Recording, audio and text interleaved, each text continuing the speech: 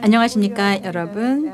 참석해 주신 여러분들에게 감사 말씀드리겠습니다. 이번 행사 3일간의 일정 중에서 마지막 날 마지막 세션입니다.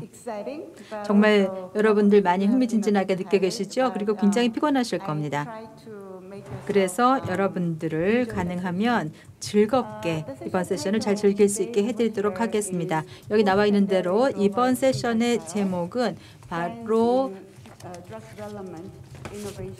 우리가 준비한 대로 포스트 팬데믹 글로벌 임상입니다. 코로나19로 인한 변화와 적응 그리고 임상에서 바라본 신약 개발 트렌드에 대해서 나누도록 하겠습니다. 5분의 연사를 모셨습니다. 저를 포함해서 5명인데요. 이번 세션에서는 저를 포함해서 여러분들께서 계속 발표를 해드릴 것이고요. 그런 다음에 5건의 발표가 끝난 다음에는 마지막에 질의응답을 받도록 하겠습니다. 각 발표가 끝난다면 질의응답을 따로 받지 않도록 하겠습니다. 그리고 각 연사들께서는 좀 시간 엄수를 해주시면 감사하겠습니다. 각각 20분씩 드리겠습니다. 저부터 시작합니다. 예, 그러면 제 소개부터 시작하겠습니다. 저는 문할림입니다.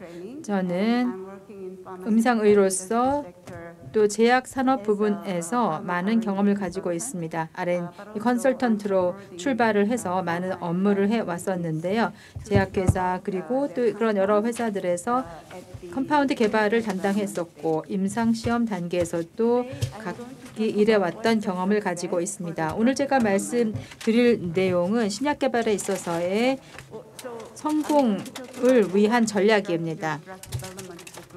전반적으로 어떤 전략을 가져야만 글로벌 성공을 하겠는가 하는 말씀을 드리겠는데요. 코로나로 인해서 많은 변화가 있었죠. 신약 개발도 마찬가지입니다. 그런데 이 중에서 우리가 많이 크게 변화한 의미가 있는 것도 있고 또 변하지 않았던 부분도 있습니다. 어떠한 경우에는 과거에 있었던 그대로의 양상대로 사용하는 경우도 있었기 때문에 어떤 부분들이 변화하였고 어떤 부분들이 변화하지 않았는지를 살펴보도록 하겠습니다. 글로벌 성공을 우리가 원하면서 일을 하죠. 그리고 글로벌 성공이라고 하는 것이 도대체 무엇인가부터 생각해 보겠습니다.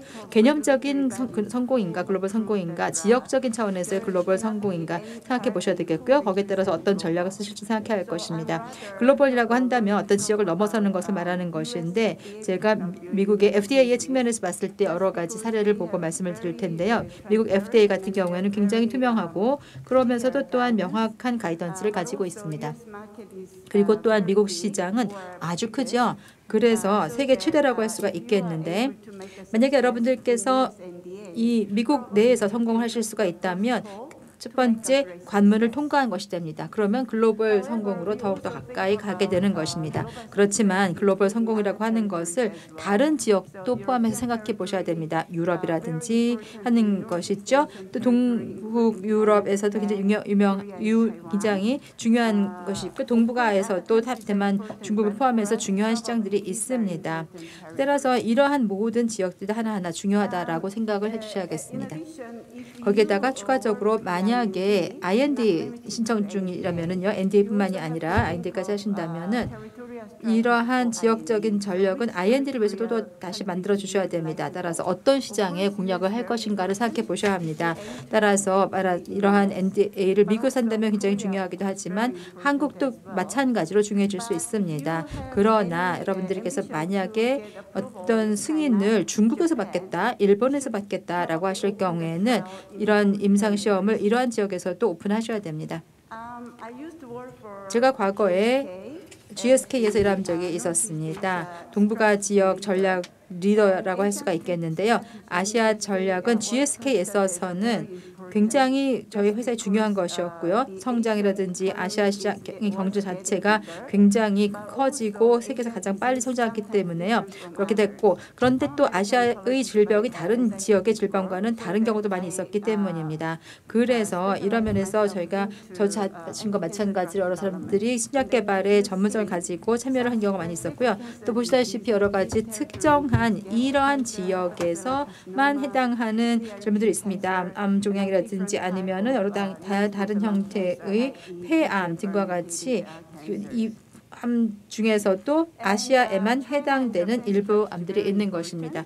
중국 시장 굉장히 중요하지요. 그래서 이런 시장은 중국 경제가 크기 때문뿐만이 아니라 매우 구체적으로 규제 측면에서 요건들이 많이 있기 때문입니다. 중국 같은 경우에는 중국만을 위한 임상이 필요합니다. 그래서 이런 부분에서는 중국이 여러 인구에서 임상 시험에서 임상 단계 1단계를 넘어야 되는 경우, 그 단계 넘어야 되는 경우 있죠.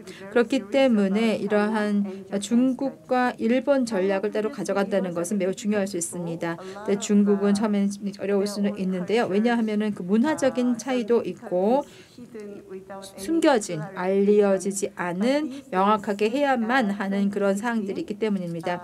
2016년 이후로는 그러나 굉장히 다양한 부분의 NMP 이런 국가 의학처에서도 큰 개혁이 있었기 때문에 지금은 과거보다는 조금 더 유연해지고 또 편해진 것이 사실입니다. 일본 같은 경우는 좀 더 명확합니다. 그렇지만 일본도 어려운 부분이 없지 않아 있습니다. 규제 측면에서요.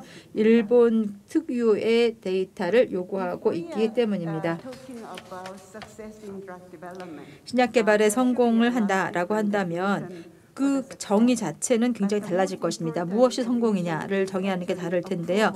이러한 정의가 실제로 규제 당국에는 있습니다. 성공의 정의가 무엇인가 보면은 예를 들어서 임상의가 실제로 처방을 하는 비율 같은 것이 포함이 되어 있습니다. 예를 들어서 보시다시피 임상 승인에서 상당히 굉장히 제한되어 있는데요. 10분의 1, 20분의 1 정도로 성공이라고 한다면 항암 같은 경우에는 좀 더 어렵습니다. 그렇지만 전반적으로 봤을 때는 10% 정도면 괜찮을 것 같습니다. 그리고 신약 개발을 할 때에 10개 컴파운드를 하나의 승인으로 같이 묶어서 하시려고 한다면 모든 사람의 꿈이 그런 승인을 받는 것이지만 그 자체가 쉽지는 않죠. 쉬운 목표는 아닙니다. 그렇다면 이것을 보기 위해서는 환경적인 변화가 무엇인가를 살펴보셔야 됩니다. 그래서 나중에 이제 이 부분에 대한 정의를 살펴보도록 하겠지만 신약 개발을 하실 때에는 현재의 기준이 무엇인지 각 질병별로 알아보셔야 됩니다. 먼저 개발 중인 여러 약제들, 의약품에 대해서 생각을 하시고 거기에 대해서 매주 아니면 또 이틀에 한 번씩 승인을 받고자 하는 목표를 갖고 계시다면 그 역동적 변화, 그 스탠다드 케어의 변화가 무엇인지를 알고 계셔야 됩니다. 표준 치료의 변화를 아셔야 되는데요. 현재 2021년도에는 66개의 신약 과 또한 적응증이 있는데요. 즉 거의 일주에 1개 정도의 승인이 FDA에서 이루어지고 있다는 것인데요. 이렇게 되면은 굉장히 빠르게 일주일에 한 번 내지 2번 정도씩 계속해서 일부 질병, 일부 암 질병에 있어서는 스탠다드 오브 케어 SOC가 계속 변화한다는 것을 의미합니다.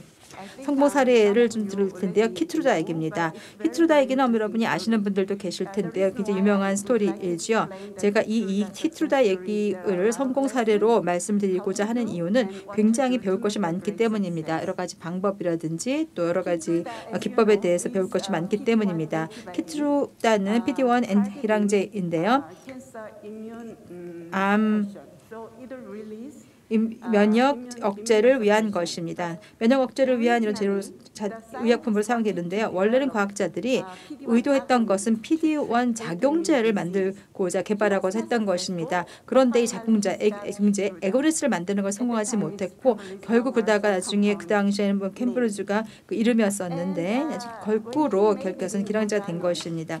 먼저 오르간에 갔을 때 그쪽에서는 2건의 M&A가 있었습니다. 오가논사가 쉐링 플라우에 의해서 인수가 되었고 쉐링 플라우는 MSD에서 인수가 되었습니다. 계속해서 이제 인수가 되는 일들이 2건이 있었는데요. 이렇게 해서 회사들이 계속해서 이것이 어렵다라고 경험을 하게 되었고 결국 좌절까지 하게 됩니다. 그런데도 이 회사가 계속해서 좀 더 이 개발을 더 우선순위에서 좀 빼놓고 옆으로 놓자라고 생각을 할 정도였었죠. 너무나 어렵기 때문에요. 그런데 2010년도에 이틀리무밥이 성공하게 되면서 이제 IND로 결국 가게 되었는데 그래서 이 성공 사례가 있게 되었고 그런 다음에 이제 임상 시험에 들어갔습니다. 그리고 흑색종 중에 하나의 상태가 나왔는데요. 그래서 10명 중에 환자 중에서 7명이 반응을 보이는 것이었습니다. 그래서 이 회사가 제약사가 이 치료를 중단할 것인지 여부를 그 당시 결정하게 되었습니다. 그러다가 계속해서 이제 결국 이 사건을 MSD로 보내게 되었고요. MSD에서는 상부, 즉 경영진에게 이를 보고하게 됩니다.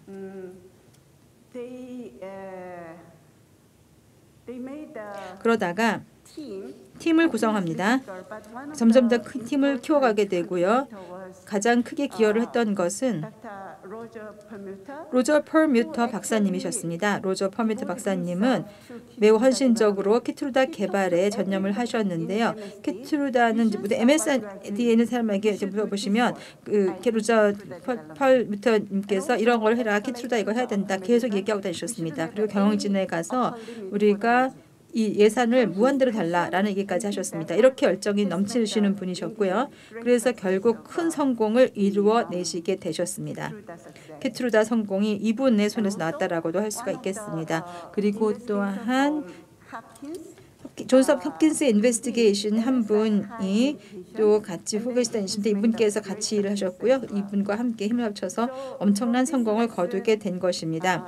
그래서 이러한 교훈에서 우리가 배울 수 있는 것은 바로 과학자들이, 임상가들이 그리고 회사가 함께 모여서 협력을 했을 때 얼마나 큰 성공을 거둘 수 있는 것인가, 많은 지식을 이용하고 협업과 협력을 했을 때 큰 성공을 거둘 수 있다라는 것입니다.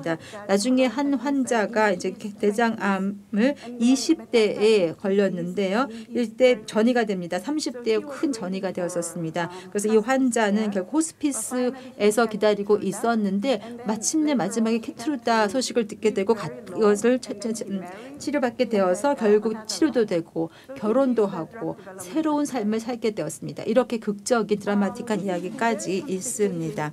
이 연구 자체는 설계가 굉장히 복잡하고요. 키트루다로 변경되기까지 굉장히 큰 게 있었는데요. 펜부다 같은 것이 처음에 시작되었을 때 굉장히 작은 양으로 해서 일상으로 처음 시작을 했었습니다. 그러다가 8번이나 계속 프로토콜을 개정을 하였습니다. 8번째 계속해서 개정했다고 말씀을 드렸는데요. 그래서 결국에 가서는 12,600명의 환자를 대상으로 하게 됩니다. 그래서 2개의 적응증을 이 심상시험으로 성공하게 되는데 하나가 흑색종이고 그리고 두 번째가 바로 이 부분에 있어서 FET였습니다.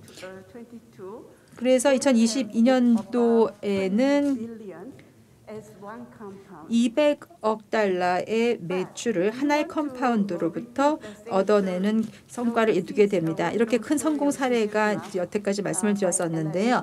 그래서 릴리에서 리노벤트에서 이것을 하게 됩니다. 똑같은 연구를 하였고요. 키트루다가 했던 것처럼 퍼스트 라인으로 해서 센트리빨 만들게 되는데요. 굉장히 비슷하죠. 보시는 것처럼. 그런데 FDA에서는 이는 승인을 거절합니다. 이유는 여러 가지가 있습니다. 그래서 어떤 면에서 봤을 때 신약 개발이라고 하는 것은 똑같은 이야기를 재탕하려고 한다면 효과가 있을 때도 있고 안 될 때도 있습니다. 왜냐? 환경이 달라지기 때문이기도 한 것이죠. 글로벌 성공을 하겠다라고 한다면 처음부터 전략을 잘 세우셔야 합니다. 동시에 굉장히 면밀하게 임상시험 계획도 철저하게 세우셔야 됩니다. 그리고 임상시험의 설계도 철저하게 잘 하셔야 되고 이행 자체도 굉장히 중요하겠습니다. 결국에 가서는 여러 국가에서는 굉장히 그 헬스케어도 중요하고요. 나중에는 의료제도에서 환급을 받도록 하는 제도 역시도 굉장히 중요합니다. 보험도 중요한 것이죠. 큰 성공을 거두기 위해서는 여러 가지 요건들이 이렇게 필요한 것입니다. 그래서 이러한 미충족 요구에 대해서 좀 더 말씀을 드리고자 하는데요. 예를 들어서 폐암 같은 경우에는 미충족 요구가 많다라고 많이 말씀을 하시는데 그런데 정말 다 이 폐암이라고 하는 것이 10개의 서로 다른 몰레큘러의 형태로 이루어졌다는 것을 아시는지 그리고 조직학적인 형태가 다르다는 걸 아시는지 임상의 1상, 2상, 3상, 4상에서 처음에는 어느 식으로 전이가 되고 다음 단계 전이는 어떻게 달라지는지를 아는지 이런 걸 다 아셔야 됩니다. 그래서 미충족 요구라는 것이 정말 무엇인지를 제대로 잘 아셔야 됩니다. 승인된 약이 없을 경우, 또 충족되지 못한 요구가 많을 경우, 그런 경우에 단순하게 안전하지 않다, 편리하지 않다라고 해서 이러한 것들이 미충족 요구가 있다라고 보지는 않는다는 것입니다. 만약에 어떠한 약품이 하나의 질병에 대해서 승인이 되었다라고 한다면 그러면 가속 승인이 될 수 있습니다. 미국의 FDA에서 보는 가속 승인이라는 게 있는데요. 미국의 표준에 따르면은 사실 이러한 것들이 가용한 치료법이라고 보지는 않습니다. 일부 어떤 의약품이 있는데 FDA 승인을 받아서 가속 승인을 받았다라고 한다면은 여전히 그 질병은 아직까지 미충족 요구의 대상이 되는 것입니다. 또한 신약 허가 심사 검토, NDA 검토는 임상 시험에 대한 라벨링을 넣는 데 굉장히 중요할 수가 있겠는데요. 이런 효능은 이제 실질적으로 훨씬 더 액표가 우수하다. SOC보다 우수하다라는 것을 보여줘야 합니다. 그렇다면은 실질적인 혜택, 실질적 효과라는 것은 어떤 의미일까요? 실질적인 혜택, 효능이라고 하는 것은 데이터가 실증을 할 수 있어야 한다는 것뿐만이 아니라 임상적으로도 의미 있는 데이터여야 한다는 뜻입니다. 그렇다면 효능과 혜택의 의미는 무엇일까요? 이것이 실질적으로 임상의 목표점이 될 수 있을까요? 치료를 해서 나아졌을 경우에 또 기능이 더 좋았을 경우에 아니면은 또 생명이 연장되었을 경우에 어떤 경우를 선택해야 될까요? 그래서 이 중에 하나가 목표점이 되어야 할 것이고 또 이것이 충분하게 임상시험을 할 수 있는 충족 요건으로 만들어져야 되고 또한 규제에서 승인을 받아야 될 것이고 이상이든 3상이든지 간에 큰 단계로 해서 넘어가서 큰 규모의 생산까지 갈 수 있어야 하는 것입니다. FDA에서는 실제로 임상 효능의 상당한 개선이라는 것을 요구하게 되는데요. 이럴 때 의미 있는 데이터를 요구합니다. 아까도 말씀을 드렸지만 임상 SOC가 많이 변화하였다고 말씀을 드렸는데요. 이제 폐암에 대해서 예를 들어서 볼 것 같으면 아시다시피 너무나 많은 약들이 지난 10년 동안 승인이 되었습니다. 15개 이상의 의약품이 여러 다른 환경에서 뭐 전이 단계라든지 여러 단계에서 승인되었고요. 또한 초기 단계부터 뒤에 단계부터 모두 승인되었는데 지금 보시다시피 이러한 첫 번째 라인 보실 것 같으면 1선, 2선에서 미충족 요구를 위한 폐암에 관련된 약들이 이렇게 많이 있는데 여기서 정말 생각해 보셔야 됩니다. 2차 이후와 1차, 2차를 보실 수 있는데 정말 어떤 것이 변화하는 환경에서 가장 의미를 갖는가를 생각해 보셔야 됩니다. 신약 개발을 하실 때 그리고 성공을 신약 개발에서 하시고 싶을 때에는 우리가 어디로 가야 하는지부터 먼저 아셔야 됩니다. 그리고 정말 현상에서 필요한 데이터가 무엇인지 그 다음에 이상 생각하시고 그 다음에 일상을 생각하시는 것이 좋습니다. 그러면은 결국 나중에 3상에 가서 성공할 수가 있습니다. 앞으로 갈 수 있는 것이고요. 그래서 뒤로 가는 생각, 획기적 생각을 하실 때 거꾸로 갔을 때 오히려 성공을 하실 수가 있는 것이고 목표를 먼저 생각하고 행동을 할 수가 있는 것입니다. 그리고 또 임상계획은요. 이런 항암에서 더욱더 중요해질 수 있겠는데 이러한 부분에서 이런 인디케이션은 얼마나 희귀 질병인가 그리고 또 전통적으로는 많은 기업들이 커다란 적응증 폐암, 유방암 이런 큰 단위로 생각을 했었는데 지금은 이 시장이 좀 작아져서 적응증이 점점 작아지고 있습니다. 그래서 적응증 자체에 대해서는 더 많은 부분들이 나중에 생각할 수가 있는 것입니다. 그리고 보통 3상 같은 경우에는 교재 승인을 받는 것인데요. 2상에서의 목표는 승인을 가속화하는 것입니다. 보통 목표가. 그래서 이 중에서 어떤 전략이 더 유효할 것인가. 그래서 NDA 승인을 받기 위해서는 어떤 것이 필요한가를 생각하셔야 되고요. 그 다음에 또 2상에서의 개발은 매우 중요합니다. 1상이 가장 중요하다고 할 수가 있겠는데 어떤 모집단을 가져올 것인가 그리고 어떤 에스컬레이션을 가져올 것인가 용량 증가 계획을 생각하셔야 되겠고요. 그 다음에 2상에서의 도주도 그때 결정하셔야 됩니다. 2상의 도주를 생각하시지만 그러나 그것이 맞지 않을 때가 많이 있기 때문입니다. 그래서 예를 들어서 이제 바이올로지컬하게 가장 적절한 도즈를 잘 생각해 주셔야 되겠는데 그것을 이상에서 하셔야 된다는 것입니다. 그러면은 정기적인 일반 승인을 받을 것인지 아니면 가속 승인을 받으실 것인지도 한번 전략으로 생각해 보셔야 됩니다. 요즘에는 FDA가 이러한 가속 승인을 더 많이 생각하는데요. 이때 싱글 트라이얼로 많이 하십니다. 이것을 보면 사실 이렇게 했더니 3상에 가서 실패하는 경우가 많더라는 것을 알게 됐습니다. 결국에 가서는 초기부터 많은 연구를 해야 된다는 것이고요. 무작위로 했을 경우에도 한 20명, 30명 정도의 환자의 데이터를 가지고 출발할 수 있어야 됩니다.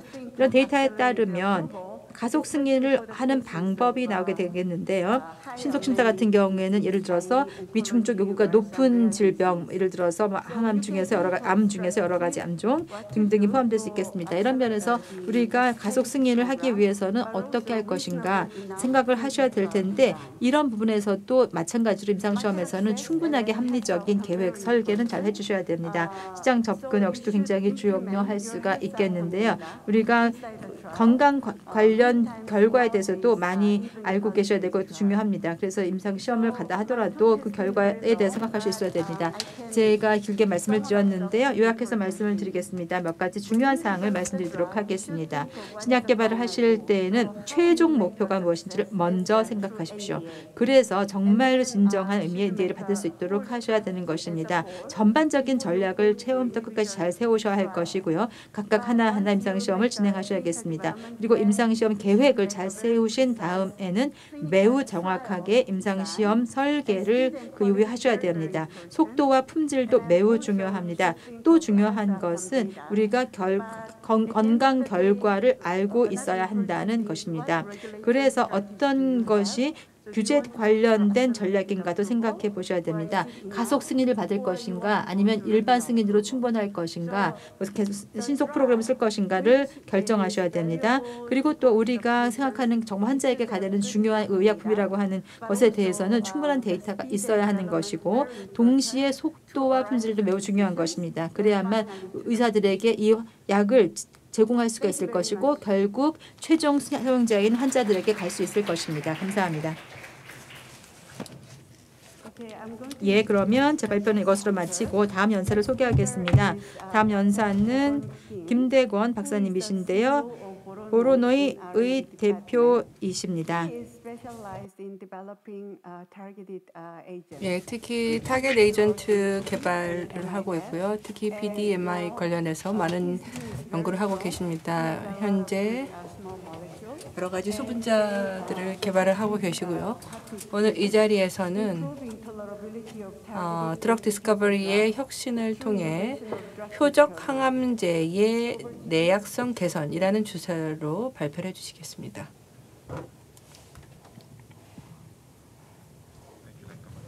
감사합니다. 저는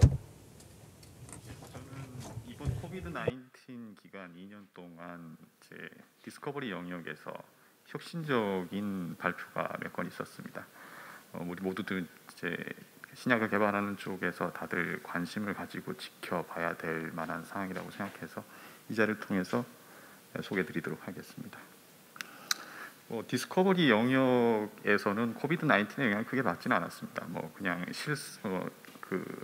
라이센스 아웃에서 중간에 필요한 DD 같은 것들이 이제 끝내는 데이터룸을 통해서 원격으로 이루어지는 줌 미팅이 많아지는 정도 수준의 일이 주로 있었고요. 하지만 지금 이제 3년 차인데 주요된 2년 동안 레귤레터리에서 일어난 한 가지 중요한 이슈가 있었고 그 이슈를 해결할 만한 해결책들이 혁신적인 디스커버리 기술을 통해서 파이프라인들이 소개가 된 그 사례를 중심으로 말씀드리도록 하겠습니다. PKC 프로테인 카이네이즈 그러니까 PKC 델타 이니비터들을 포함한 여러 가지 PKC 물질들이 이제 블러드 캔서에서 끝내는 내약성 이슈 때문에 FDA로부터 이제 더 이상의 임상 중단을 통보받고 임상이 중단되는 사태가 있었습니다. 이게 이제 코비드-19 기간에서 이제 가장 중요한 이슈 중에 안티캔서 드럭에서 가장 중요한 이슈 중에 하나였고요. 문화님 대표님께서 이제 임상 측면에서 도우즈 옵티마이제이션을 아까 강조하신 부분이 바로 이런 부분에서 연계되어 있다고 생각합니다.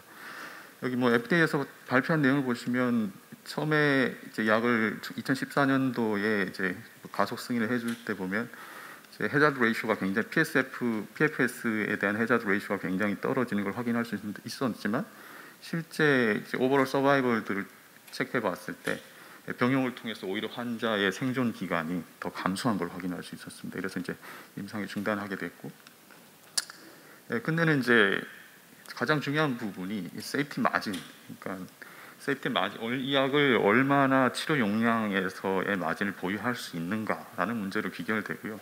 이제 문화님 대표님처럼 이제 임상의 또 전문가이신 분들께서는 이제 임상 개발 중에 도우즈 옵티마이제이션에 대한 충분한 고려가 없이 임상 설계가 됐다라는 측면에서 비판적으로 이야기할 수 있는데, 저같이 이제 디스커버리를 주로 하는 사람들 입장에서는 그 이전에 이 약이 캔서와 정상 세포를 구분하지 못하면 셀렉티비티를 가질 수 없는 약이라면 근본적인 한계를 가질 수밖에 없다는 측면에서 저희는 이제 디스커버리 부분에서 이걸 어떻게 극복해야 되나라는 고민을 하게 되어 있습니다.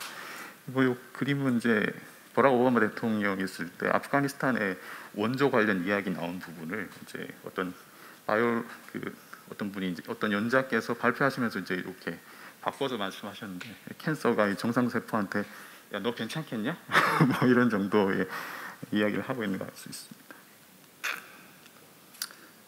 PI3 그 카이네이즈의 블러드 캔서 드럭에서 나타난 이슈인데요.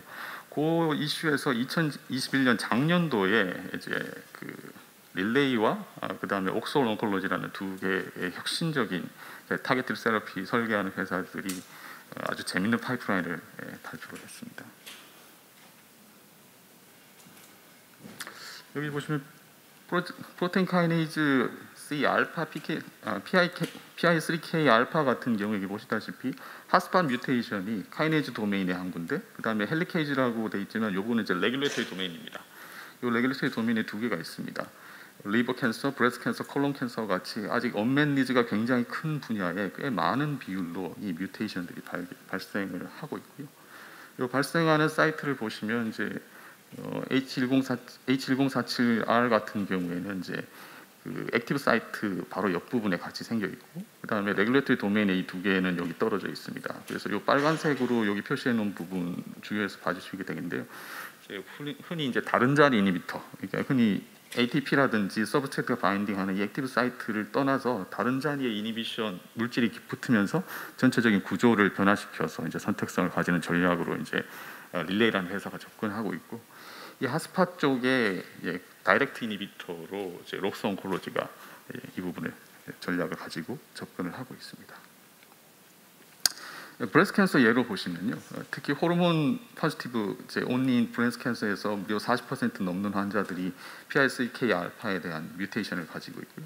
아까 세 가지 그 핫스팟 뮤테이션의 환자 비율이 60%가 넘습니다. 전체적으로 이야기하면 4명 중에 1명은 이 PI3K 알파에 대한 뮤테이션으로 이제 암에 이제 유방암 그 호르몬 포지티브 유방암을 시작됐다고 할 수 있고, 특히 중요한 부분이 호르몬 양성 유방암 같은 경우에는 이제 호르몬 테라피에다가 이제 케모를 보통 병용하게 되는데, 이 부분에 케모를 스페어링하면서 타겟티드 세라피를 이제 적용할 수 있는 환자가 이제 환자 시장을 만들 경우에 엄청나게 큰 새로운 시장을 형성할 수 있는 기회를 가지게 되는 거겠죠.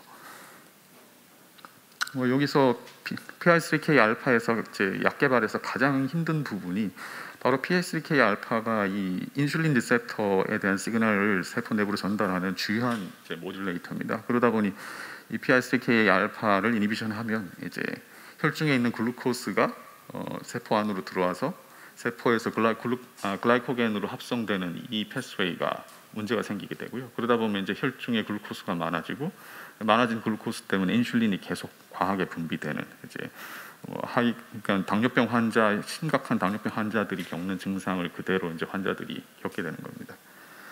초기에 PI3K, mTOR까지 동시에 무작위적으로 이제 그러니까 그 저해하는 이비터들 같은 경우에는 아주 심각한 독성이 있었고, PI3K 서브타입 에 관계없이 다 억제하는 판 PI3K 알파 같은 경우에도 이제 심각한 독성으로 아직 제대로 된 약이 혈액암 빼고는 없습니다. PI3K 알파에 그나마 선택적이었던 알펠리십이 허가를 받았지만 2019년도에 허가를 받았지만 PSF 베네핏이 있긴 한데 리미티드 테라피우틱 인덱스 때문에 뭐 문하님 대표님 아까 말씀하셨던 도즈 옵티마이제이션 임상에서 굉장히 이제 까다로운 약이 된 케이스라고 하겠습니다. 지금은 이제 뮤턴트 스피시픽한 PI3K 알파 이니비터가 지금 개발되고 있는 상황이고요. 아마 올해 중에 2개 파이프라인 다 임상에 들어갈 걸로 기대를 하고 있습니다. 여기 보시면 알펠리십 같은 경우에 하이퍼글리세미아 이슈가 이제 제일 크게 나타나고 있고요. 문제가 올 그레이드 환자가 38%인데 이 중에 그레이드 3, 4 환자가 31%입니다. 그러니까 뭐 환자 대부분이 이 부작용이 나타나는데 이 부작용 때문에 전부 입원하시거나 이제 뭐 사경을 헤매게 되신다. 이게 이제 항암제인지 이제 치료제인지 독약인지 구분이 되지 않는 정도 수준에 지금 현재 있다고 생각할 수 있고요. 지금 알펠리십뿐만 아니라 지금 하나 약이 이제 또 허가를 앞두고 있고 그렇지만 이 릴레이하고 록소 이 2개 약물이 현재 지금 개발을 진행되고 있습니다. 릴레이 약물은 다른 자리 이니비터로 이제 아까 3개의 돌연변 이를 동시에 10배 정도 스페어링하면서 돌연변이 선택적으로 억제를 할 수 있고요. 록소 같은 경우는 H1047R에만 선택적인 기존에 이제 뭐 우리가 ATP 바인딩 포켓에서 ATP 미메틱을 가지고 이니비터 개발한 것과 비슷한 전략이라고 보실 수 있습니다. 그 대신 90배 정도 더 많이 스페어링하고 있는 약이고요. 비임상 아직 임상 들어가지 않았기 때문에 확인할 수 있는데 비임상 독성 스터디나 에피커시 스터디에서 뭐 하이글루코스 혈증이라든지 하이인슐린엠이라든지 이런 여러 가지 부작용들이 당뇨병성 부작용들이 전혀 관찰되지 않는 걸 확인할 수 있었습니다. 그 데이터를 간단히 소개드리겠습니다. 여기 보시면 이제 록소 같은 경우에 포스포 AKT 억제, PI3K 하위에 있는 포스포 AKT, PD 억제는 지금 한 30배 정도 스페어링 하고 있고요. 그 다음에 셀 프롤리페이션에서는 거의 한 90배 정도 스페어링 하는 걸로 나타나 있습니다. 와일드 타입보다는 이제 이 뮤턴트를 훨씬 더 잘 잡고 있다 말씀드리겠습니다. 같은 발표 AACR 발표에서 이 릴레이 같은 경우는 이제 PK3 알파에만 선택적이다. 베타, 감마, 델타에서는 전혀 이제 활성이 마이크로몰 단위로 넘어간다라는 걸 발표했고요. 여기서 와일드 타입은 50나노 정도. 근데 이 뮤턴트에 대해서는 약 5나노 정도입니다. 평균. 정확하게 10배 정도 스페어링하고 있다. 이렇게 말씀드릴 수 있겠습니다. 실제 록소에서 제노그래프 모델에서 암이 리그레션까지 이제 효과적으로 일어나는 걸 확인했고요. 여기서 컨트롤 비클 투여 약물 대비 이 약물 투여에서 인슐린 그 혈중의 인슐린이라든지 C페타이드라든지 이런 것들이 전혀 차이가 없는 걸 확인하실 수 있습니다. 반면에 알펠리십 같은 경우는 이렇게 당뇨병치처럼 이렇게 쭉쭉 올라가 있는 걸 확인할 수 있죠. 마찬가지로 릴레이 같은 경우에도 록소가 90배라면 약 10배 정도 스페어링한 이 약물이지만 제노그래프 모델에서 이제 혈중에서 C페타이드라든지 이런 것들을 확인했을 때 정상 레벨이 있고요. 그 다음에 DRF 독성 스터디에서 독에서도 보시다시피 IC50의 90% 정도 달성하는 혈중 농도를 계속 유지하고 있는 상황에서도 인슐린이라든지 여러 가지 이런 글루코스 레벨들이 정상 레벨을 유지하고 있는 걸 확인할 수 있습니다. 이제 뭐 이렇게 되면 사실 이 약들이 임상에 들어가는 순간 알펠리십은 허가를 받았지만 아마 약을 팔기가 쉽지 않을 겁니다. 외부의 환자들이 이 임상에 참여하려고 할 거니까요. 여기서 이제 록소하고 이 3개 뮤턴트를 조금 더 낮은 10배 정도 스페어링, 90배 대 10배의 싸움이라고 할 수 있는데 10배를 스페어링한 대신 그 대신 이제 나머지 30%를 더 가져가는 3개 뮤턴트를 다 잡을 수 있는 이 릴레이 같은 경우에 갑자기 뜬금없이 본인들 발표에 KRAS 사례를 들고 나왔습니다. 그래서 KRAS 이니비터에서 그 GCBC에만 선택적인 이니비터 약물들을 처리했을 경우에 환자에서 GCBD나 V나 여러 가지 이제 그 서브 타입의 다른 뮤테이션들이 발생하는 케이스가 많았다라는 걸 강조하면서 본인들처럼 한꺼번에 3개 다 잡을 수 있는 이 이니비터가 시장을 석권할 거다라는 이야기를 이제 은연중에 하고 있었습니다. 뭐 그렇게 될지 안 될지는 뭐 임상 가봐야 하는 이야기고 또 여기 다른 자리에도 당연히 돌연변이가 생길 수 있습니다. 그렇기 때문에 이제 약물이 밀가루가 될 텐데 가장 중요한 부분은 이 카이네이즈 도메인의 액티베이팅 그러니까 액티브 사이트에 그 바인딩하는 약물과 그와 완전히 떨어져 있는 다른 자리에 얼로스테릭 사이트에 바인딩하는 약물이 동시에 개발됨으로 인해서 여기에 환자들의 경우에는 옵션이 더 많아졌다는 부분입니다. 첫 번째 약을 먹다가 문제가 생기면 다른 약을 먹을 때 반응할 확률이 훨씬 높아졌다고 할 수 있습니다. 그래서 H1047R이 있는 유방암 환자들한테는 굉장히 희소식이라고 할 수 있을 것 같습니다. PI3K 관련된 두 개 사례를 서로 독립적인 사례고요. 사실 크게 연관성 없지만 제가 이제 팬데믹 기간에 1년 대의 짧은 사이에 같이 일어난 일이라서 제가 이 사례를 소개를 드렸고요. 또 굉장히 그 2년 사이에 정말 재미있는 또 발표가 하나 있었습니다. AACR에서 발표한 일인데 PRMT5라고 하는 이 효소에 대한 코오퍼레이티브 이니비터라는 좀 다소 생소한 이야기가 이제 AACR에서 나왔고요.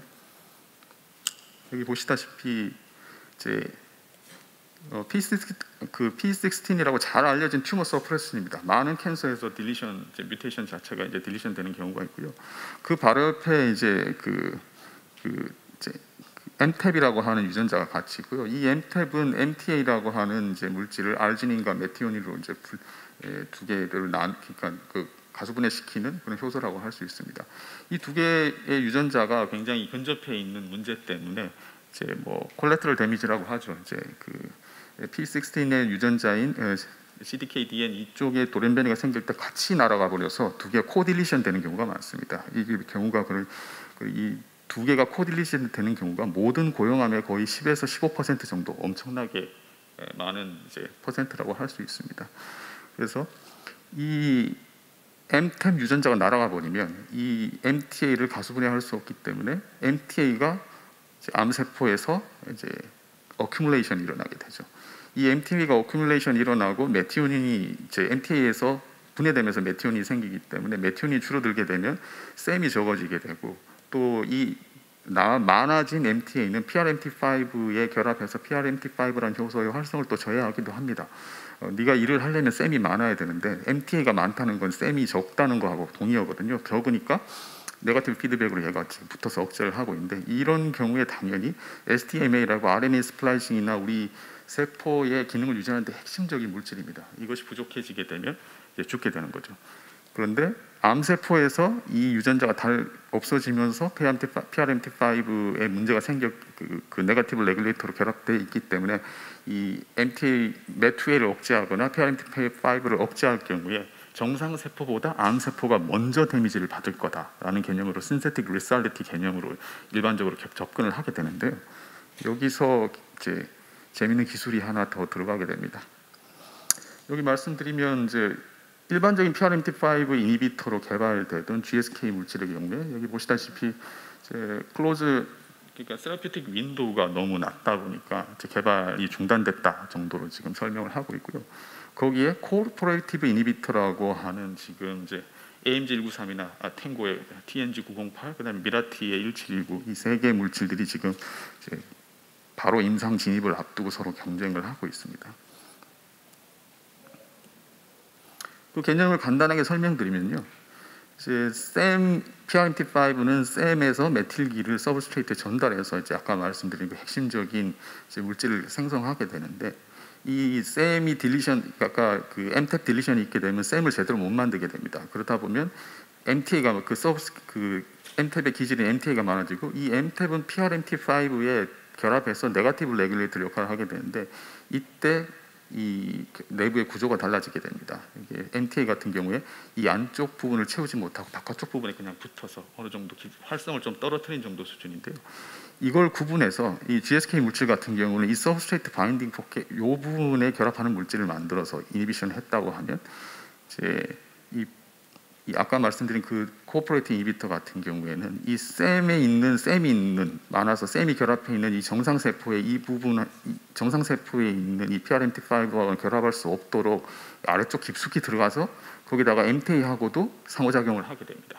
그래서 MTAP 딜리션이 있어서 MTA가 많이 있는 그래서 MTA가 PRMT5와 결합해 있는 물질이 있는 암세포에서만 이니비션 작용을 나타내는 거죠. 신세틱 리살러티를 구조적인 변화까지 추가적으로 적용한 사실 이렇게 전부 이걸 보고 전부 무릎을 한번 탁 칠 정도로 우리 뭐 연구원들부터 저까지 전부 깜짝 놀랐었는데요. 이제 바이올로지와 구조 생물학을 가지고 이제 좀 논다, 게임을 한다라고 말할 정도로 원숙한 정도의 숙련 있는 연구자들이 이 조직에 많이 있다는 걸 의미한다고 하겠습니다. 이 경우에는 이제 문자 그대로 정상 세포는 진짜 노 이펙트가 되고요. 캔서 셀만 이제 끝내는 산화 그때 셀데스가 일어나게 되는 이 정도의 선택성을 가지게 됩니다. 여기 보시면 이제 그 MTAP 딜리션이 있는 세포와 없는 세포의 활성인데요. 임상에서 끝내는 중단했던 GSK 물질 같은 경우에 보면 이 마진이 거의 없습니다. 이럼에도 불구하고 용감하게 임상에 들어갔다는 점이 놀랍고요. 이 탱고 물질 같은 경우에 보면 무려 100배 스페어링하고 있습니다. ICPT가 MTAP 딜리션 있는 셀에서 무려 100배나 더 낮은 도즈에서 효과를 나타내고 있고, 이게 뭐 제노그래프 모델이나 PDX 모델에서 그대로 증명이 되고 있습니다. 그래서 아마 이 약이 이 약들이 이제 동시에 다발적으로 임상에 들어가게 되면 이 부분의 환자들한테 큰 베네핏이 있을 것으로 예상하고 있습니다. 뭐 메투웨이 관련해서는 이제 시간 관계상 간단히 넘어가고요. 메투웨이에서는 아까 말씀드린 PRMT5 코오퍼레이팅 이비어터 같은 그런 이제 추가적인 어떤 그 캔서 선택성이 없는 약물입니다. 그렇음에도 불구하고 이 PRMT5가 워낙 스페어링하면서 그 세라피틱 윈도우를 넓혀 놓으니까 여기에 이 메투웨이 이니비터를 병행했을 경우에 또 시너지가 추가적으로 나오고 있는 측면이 있어서 이 메투웨이는 오히려 PRMT5와 경쟁하는 게 아니라 PRMT5가 나오면서 본인들의 어떤 임상적인 활용의 가능성도 오히려 더 높아져서 최근에 더 개발이 가속화되고 있는 상황입니다.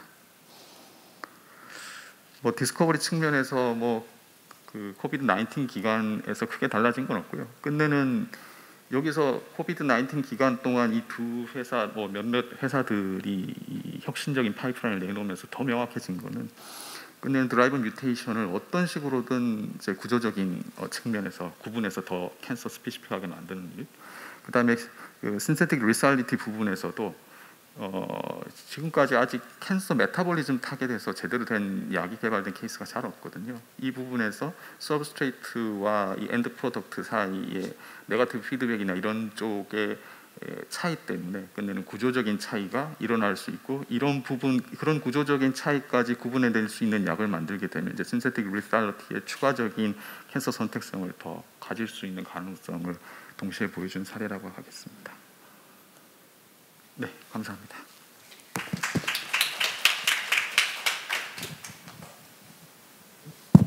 예, thank you very much, Dr. Kim. 감사합니다, 김 박사님. Dr. 김은경. 다음으로 김은경 본부장님을 모시겠습니다. 김은경 본부장님은 ABL 바이오의 임상팀을 맡고 계십니다.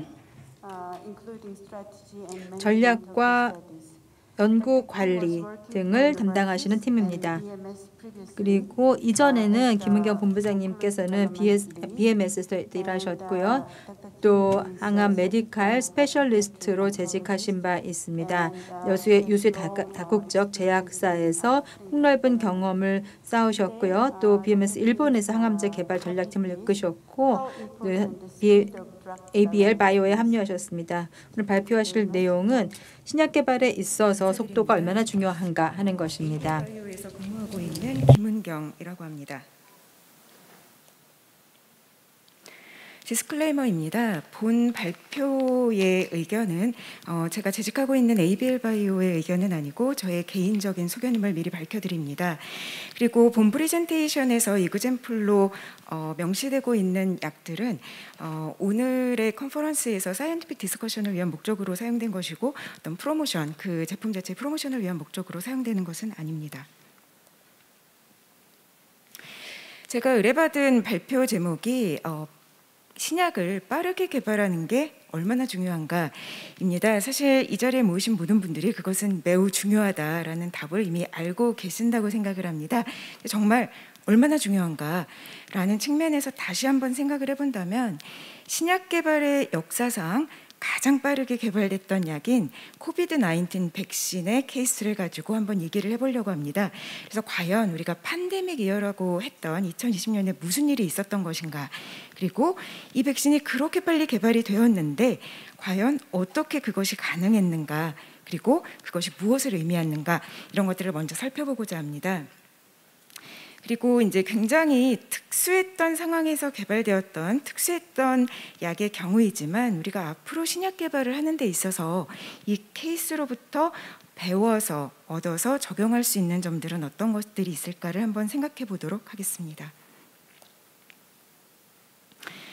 일반적인 얘기로 시작을 하고자 합니다. 우리가 약을 굉장히 빨리 개발했을 때 어떤 이익이 있을까라고 한다면 결국 약이란 것은 개발이 중요한 게 아니라 성공적으로 개발돼서 그게 어떤 환자의 품으로 가는 마켓으로 가는 가야 하기 때문에 그런 측면에 있어서 퍼스트 무버, 먼저 개발한 개발자가 갖는 이로움들이 여러 가지가 있을 수 있습니다.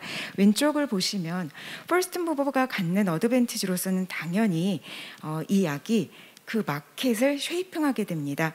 그리고 실제 환자 치료에 있어서 프랙티스의 새로운 패러다임을 제시하게 됩니다. 약이 실제 쓰이기 위해서는 개발한 곳과 파는 곳과 필요한 것에 연결되어야 되는데 그런 것들의 어떤 연결 체인을 이 퍼스트 무버가 가장 좋은 조건으로 먼저 선점을 하게 됩니다. 그리고 당연히 이 약이 그 치료에 있어서의 상징적인 의미를 가지게 되기 때문에 브랜드에 대한 인지도가 높아지고 그 계열 어떤 약이 따라 나온다 하더라도 사실 의사나 환자나 이 약을 가장 먼저 인식하고 로열티를 갖게 됩니다.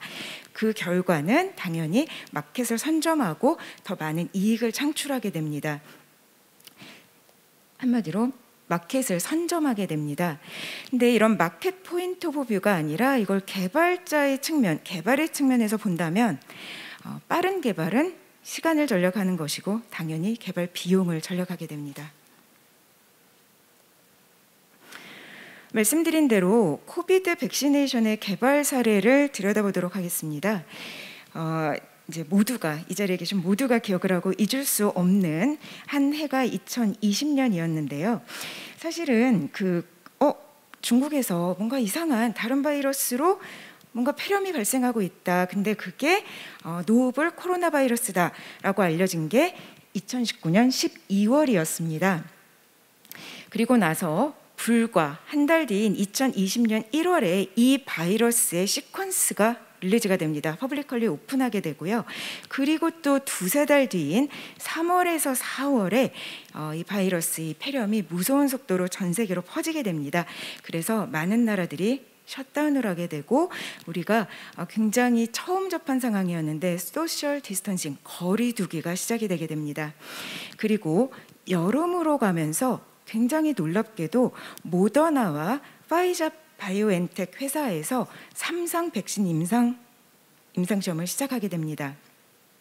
그리고 같은 해에 2020년 12월에 미국 FDA가 첫 번째 백시네이션을 허가하게 됩니다. 이 모든 일이 2020년 한 해 동안 일어났었습니다.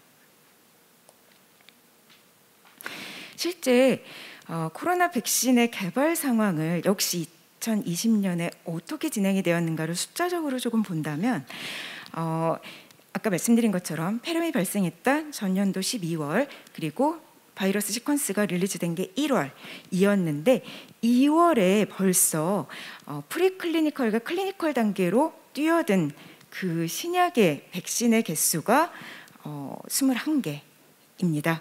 그리고 3월에는 125개 그리고 8월 여름에는 176개 그리고 그 해를 마감하던 10월에는 자그마치 214개의 신약 백신이 개발에 돌입하는 그런 상황을 맞이하게 됩니다. 당연히 유례가 없던 그런 상황이고요. 이 놀라운 경험이 우리가 보통 말하는 백신의 개발과 비교해서 어느 정도일까를 모식화한 맥킨지 리포트가 있어서 제가 여기 첨부해봤습니다. 위가 스탠다드 백신 개발에 필요한 소요 시일입니다. 여기 이제 동그라미로 표시가 되어 있는데 동그라미 하나가 작은 동그라미 하나가 한 달이라고 생각하시면 되겠습니다. 그래서 스탠다드 프로세스로 보신다면 이쪽부터 설명을 드리겠습니다. 이게 이제 어떤 약으로서의 특성을 갖추기 위한 프리클리니컬 스터디와 사람에게 투여하기 위한 톡시콜로지 스터디와 이걸 실제 약으로 만들기 위한 테크놀로지 디벨롭먼트 과정을 포함해서 되게 빠르면 1년, 보통은 2년 정도 시간이 소요가 됩니다. 그리고 이 단계를 무사히 거쳐서 휴먼 스터디로 넘어가게 되면 여기 파란 동그라미 더미를 보시면 페이즈 1에서 세이프티와 이게 백신이기 때문에 이뮤놀로직한 우리 몸의 어떤 리스폰스를 들여다보는 단계가 역시 또 다른 1년 또는 2년 정도의 시간이 소요되게 됩니다. 이렇게 되면 이게 휴먼한테 투여할 수 있고 백신인데 면역학적으로 괜찮다라고 판단이 됐을 때 워킹한다라는 것을 프루브 오브 컨셉으로 보이는데 대략 2년 정도, 잘 아시는 것처럼 이제 뭐 여러 나라에서 여러 연구자들을 통해서 이제 환자 등록을 하게 되는데 그 모든 과정이 대략 2년 정도가 소요가 되고요. 근데 마켓에 나오기 위해서는 이제 백신의 특성상 이게 사실은 무언가를 예방하기 위해서 주는 약이거든요. 그러니까 큰 문제가 정말로 없어야 됩니다. 큰 문제가 정말로 없어야 되기 때문에 굉장히 큰 규모 임상시험을 하게 되고 많은 환자를 필요로 하기 때문에 그런 것들이 아무리 대대적으로 빨리 한다라고 하여도 사실은 라지 스케일 임상시험을 하기 때문에 되게 3년에서 4년 정도가 소요된다고 합니다. 이게 가장 덩어리가 큰 보라색 부분입니다. 좋은 결과를 보인 약에 한해서 이것이 허가를 위한 파일링 과정을 거치게 되고 실제로 마켓에서 리지스트레이션 되는데 또 다른 1, 2년의 시간이 소요되어서 사실은 이것보다 뭐 조금 더 줄어들 수는 있지만 그냥 러플리 봤을 때 기존에 한 10년 정도 백신 개발에 시간이 소요된다고 볼 수 있습니다. 그런데 우리가 2020년에 보았던 그 놀라운 과정에 있었던 코비드-19 백신에 있어서는 이 모든 과정이 2달, 4달, 한 달 그리고 바로 마켓에 왔습니다. 그래서 바이러스 시퀀스가 릴리즈가 1월에 됐는데 첫 번째 백신 어프로블이 12월에 되었습니다. 어떻게 이런 놀라운 일이 가능했을까를 뭐 여러 가지 요인이 있는데 굉장히 심플리파이해서 제가 4가지 정도로 정리를 해보았습니다. 첫 번째 컨트리뷰팅 팩터입니다. 일단 이 백신, 새로운 약을 개발하는 데 필요한 여러 분야의 지식이 있었을 건데 그런 지식들이 굉장히 광범위하게 오픈이 되고 공유가 되었습니다. 왜냐하면 이게 전 인류에게 닥친 공통의 문제였기 때문입니다. 건강한 사람, 병자의 구분 없이 모두가 내 문제일 수 있다라고 생각하고 새로 밝혀지는 모든 지식들이 널리 공유가 되었었습니다. 그리고 굉장히 다행스럽게도 시의적절하게 기존에 쌓여 있었던 어떤 새로운 테크놀로지들이 이것을 타겟하는 백신을 개발하는데 잘 끼어들어갈 수 있었습니다. 이 오른쪽을 먼저 봐주시면 죄송합니다. 오른쪽을 먼저 봐주시면 말씀드린 것처럼 이제 사이언스로부터 모든 신약 개발은 시작이 되어야 되거든요. 근데 2020년 1월에 코로나 바이러스 지놈 시퀀스가 퍼블리시가 되었는데 이것은 아까 말씀드린 것처럼 뭐 12월과 1월이라고 말씀드렸지만 사실은 공식적으로 뉴모니아 케이스가 발표되고 1주 뒤였다라고 합니다. 그리고 이제 다행스럽다면 다행스러웠던 게 우리가 예전에 같지는 않지만 유사했던 전 세계가 팬데믹의 공포에 질렸던 유명한 질환들이 있죠. 사스와 메르스입니다. 그래서 이런 것들을 통해서 코로나 바이러스에 대한 연구가 이미 많이 되어 있었고 누적되어 있었는데 이런 것들이 더 널리 공유되고 시퀀스가 발표된 들이 공유되면서 굉장히 어그레시브하게 개발에 뛰어들 수 있었고요. 또 하나는 우리가 이제 지금 모두가 알고 있는데 우리 여러분들 중에 이제 많은 분들이 맞으셨겠지만 기존 백신과는 굉장히 다른 사이언스 테크놀로지로 백신이 개발되게 됩니다. mRNA를 활용한 것과 바이럴 벡터를 이용한 것입니다. 그래서 이런 것들에 있어서 또 다행스럽다면 다행스러운 것은 기존에 이 코로나 백신을 개발해야겠다로 사이언스가 시작됐다면 절대 있을 수 없는 일이었는데 이미 레디 투 유즈 기존에 많은 연구와 개발이 되어 있어서 이것이 지금 쓸 곳이 이곳이다 라고 적용이 될 수 있었습니다. 그래서 놀랍게도 지놈 시퀀스가 퍼블리시된 지 불과 4주 뒤에 모더나에서 첫 mRNA 백신이 첫 배치가 생산이 들어가게 됩니다. 이 우측을 보시면 뭐 여러 나라 이름이 있고 이건 글씨가 작아서 잘 안 보이실 수도 있는데 어떤 나라들에서 이런 백신 아까 이제 12월까지 200 몇 개가 개발에 들어갔다고 했는데요. 어떤 나라들에서 오리지널 백신이었냐, 회사가 어디였냐 이것을 봤을 때 이렇게 많은 나라들이 뛰어들게 됩니다. 여기 보면 파란 게 이제 미국이고요. 밑에 주황색이 중국이고 뭐 쭉 여러 나라들이 있습니다. 그래서 기존에 사실은 어떤 새로운 이런 타겟이 생겼을 때 약을 개발한다라고 하면 이렇게 많은 회사가 이렇게 많은 나라에서 뛰어들 수가 없거든요. 왜 가능했냐? 지식이 널리 공유되고 모두가 이것을 해결해야겠다는 의지를 같이 공유했기 때문입니다. 두 번째 요인입니다. 약 개발에 있어서 누구나 인정하는 굉장히 중요한 팩터는 적절한 인베스트먼트, 투자입니다. 그랬을 때 이 위기 상황에서 굉장히 적절한 방식으로 필요한 만큼 투자가 이루어졌기 때문에 이 1년이라는 시간 동안 결과물을 낼 수 있었는데요. 이걸 투자를 어떻게 구분을 하느냐가 여러 가지 방법이 있을 텐데 이제 두 가지 정도로 나눠서 보면 이해가 조금 쉬울 것 같습니다. 한 가지는 이제 직접 돈을 투자하는 거죠. 직접 돈을 투자하는데 그걸 개발하는 회사에 돈을 투자할 수도 있고, 또는 이걸 어떤 제가 밑줄 친 것은 어떤 중개 역할을 하는 기관, 재단 같은 것을 통해서 투자를 할 수도 있는데, 이제 이 코로나 백신에 있어서 가장 역할을 많이 했던 이 중개 기관은 세피라고 하는데요. 이 세피는 결국 어떤 새로운 인펙션에 대한 백신 개발을 위해서 자본을 투자해주는 어떤 데디케이티드 재단입니다. 그리고 이 세피는 주로 이제 WHO가 지정한 이건 굉장히 중요한 인펙셔스 디지즈다라는 것에 집중을 하게 됩니다. 그런 방법이 하나가 있고, 굉장히 또 새로운 접근이었는데 선구매, 이게 나중에는 특정 나라에 백신이 몰린다라는 이슈가 되기도 했지만, 사실은 이 선구매라는 게 우리가 리스크를 쉐어하고 투자를 해주겠다라는 거거든요. 그래서 이 왼쪽에 보시면 위에는 투자한 나라를 봤을 때 어느 나라들에서 이렇게 투자를 했습니까? 라고 한다면 제일 큰 게 당연히 미국이고요. 그 다음에 요 두 번째 별표 독일이 따라가고 있고, 이 하늘색은 사실 여기 보시면 퍼블릭 섹터에서 이런 나라들에서 이제 휴지 인베스트먼트를 하게 됩니다. 이 밑에 내용은 사실은 그래서 이 선구매를 통해서 돈을 주고 개발해라, 리스크를 쉐어하자라고 했던 그 나라들의 오리진을 봤을 때는 이 노란색 가장 큰 게 이제 대부분이 유럽, EU에서 나왔고요. 이제 그다음 따라가는 게 또 미국, 그리고 여러 나라들이 있습니다. 그래서 적절한 투자가 또 하나의 키였다라고 되고요. 세 번째 팩터는 레귤러토리 플렉서빌리티입니다. 기존에 있던 우리가 사람에게 투여되는 약은 안전해야 된다라는 접근에 있어서 안전성을 포기할 수는 없지만, 어떻게 하면 최소한의 안전성을 보존하면서 이것을 빨리 개발할수록 도와줄 수 있을까 발벗고 나선 레귤러토리가 있었기 때문에 가능한 일이었습니다. 밑에 EMA와 FDA는 사실 이그젠플로 든 건데, 보시면 EMA 같은 여기에 기술된 거 말고 이제 많은 노력들을 했는데요. EMA 같은 경우는 코비드-19 EMA 팬데믹 태스크포스 프로그램이라는 것을 돌렸습니다. 그래서 굉장히 빠르게 여기에는 수많은 백신 개발 전문가들이 회사 개발자들에게 조언을 해주고, 사실은 우리가 어떤 관에 내려면 특정 경우가 아니고는 일정한 양의 데이터를 모은 패키지가 필요하죠. 다 만들어져야지 이제 내고 리뷰를 해주고 디스커션이 되는데, 사실 롤링 리뷰라고 나오는 데이터 바로바로 내고 또 나오면 또 내면 이 사람들도 받아서 리뷰하고 또 받아서 리뷰하고 중간에 몰라서 물어보면 또 데이터가 오면 또 리뷰하고, 이런 굉장히 레이버 인텐시브한 과정을 얼라우해 줬습니다. 이걸 오히려 드리븐해서 이제 가져갔었고요. 그리고 당연히 적절한 데이터가 나왔을 때 굉장히 관의 허가를 빨리 해줬습니다.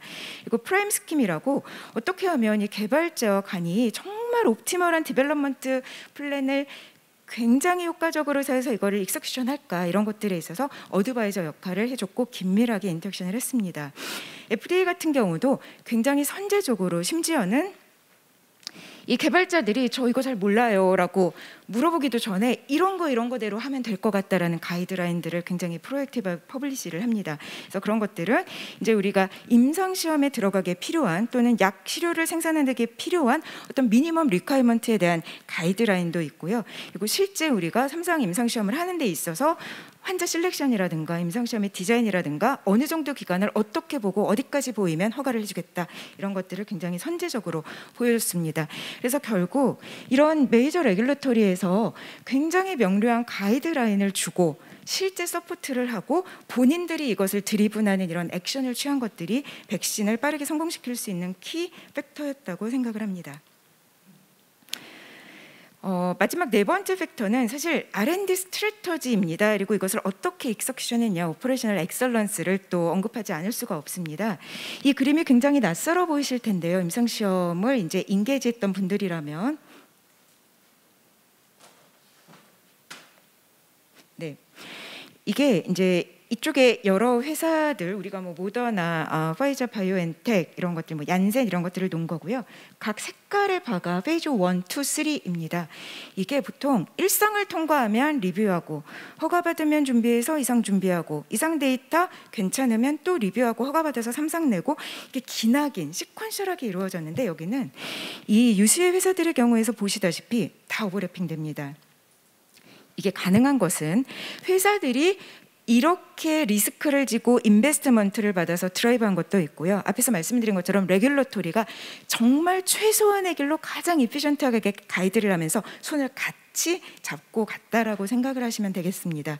그리고 개별 스터디를 여기서 보여드리진 않겠지만 클리니컬 트라이얼의 디자인에 있어서도 기존의 디자인이 아니라 굉장히 새롭게 접근해서 어떻게 하면 가장 적은 수의 환자에서 가장 안전하고 효과적인 약을 개발할지 계속 어댑테이션을 하면서 클리니컬 트라이얼을 진행할 수 있게 해줬고요. 한 예로 바이오엔텍과 파이저에서 진행했던 임상시험은 하나의 클리니컬 트라이얼 프로토콜에 3개의 임상시험 페이지가 같이 들어가 있습니다. 그리고 또 굉장히 이제 얘기할 인터레스팅한 포인트가 많지만 한 가지를 말씀드리면 이제 새로운 어떤 기술, 테크놀로지가 적용이 됩니다. 그래서 이 임상시험을 빨리 하려면 결국 환자 등록이 빨리 되어야 되는데 AI를 통해서 어디가 팬데믹이고 이게 어디로 번져가고 어디를 가서 임상시험을 해야지 필요하겠다라는 것을 해서 맞는 곳에 가서 굉장히 빠른 속도로 환자를 등록할 수 있었다고 합니다. 그래서 실제로 얀센 같은 곳에서 개발을 할 때 MIT에 이쪽 머신러닝 하는 팀과 같이 공조하면서 임상시험을 진행했다고 되어 있습니다. 그래서 이런 컨트리뷰팅 팩터를 가지고 굉장히 성공적으로 1년 동안 이제 백신을 성공적으로 개발을 했는데요. 이제 다시 제가 맡았던 원래 주제, 빠른 약 개발이 얼마나 중요한가를 생각을 한다면 그렇게 빨리 개발을 못했으면 무슨 일이 일어났을까를 생각해 보면 될 것 같습니다. 여기 그래프가 맨 밑에 깔린 그래프는 부스터까지, 우리 보통 2번 맞을 줄 알았는데 1번 맞을 줄 알았는데 부스터샷 1번이나 2번 많이 맞으셨죠. 부스터샷까지 맞은 환자군이고, 두 번째 그래프가 그냥 부스터는 안 했지만 맞으라는 횟수 맞은 환자들입니다.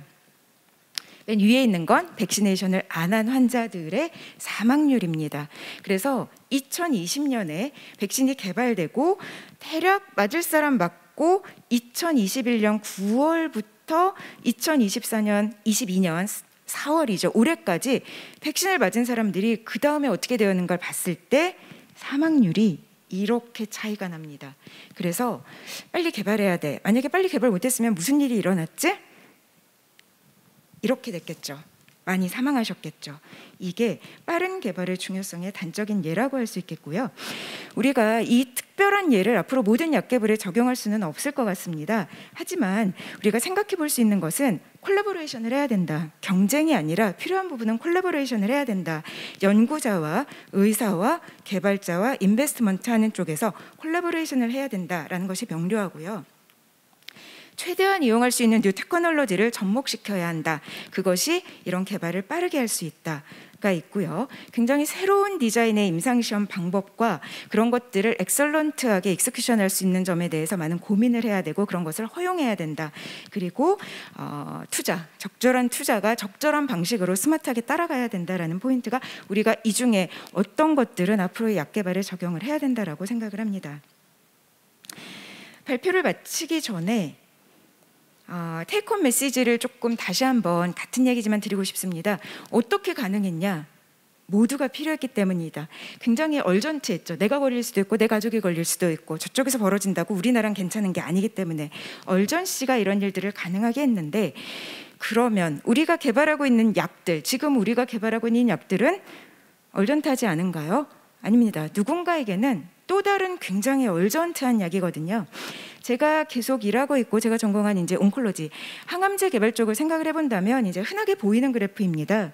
약이 성공을 하면 우리 약은 위에 있고 기존의 치료법은 아래에 있고 이거는 피밸류에 유의하게 개발에 성공했네, 우리가 마켓에 가겠네라고 생각을 하는데 이것을 환자 입장에서 본다면 이 그래프를 구성하고 있는 점 하나하나가 사실 환자분들이시거든요.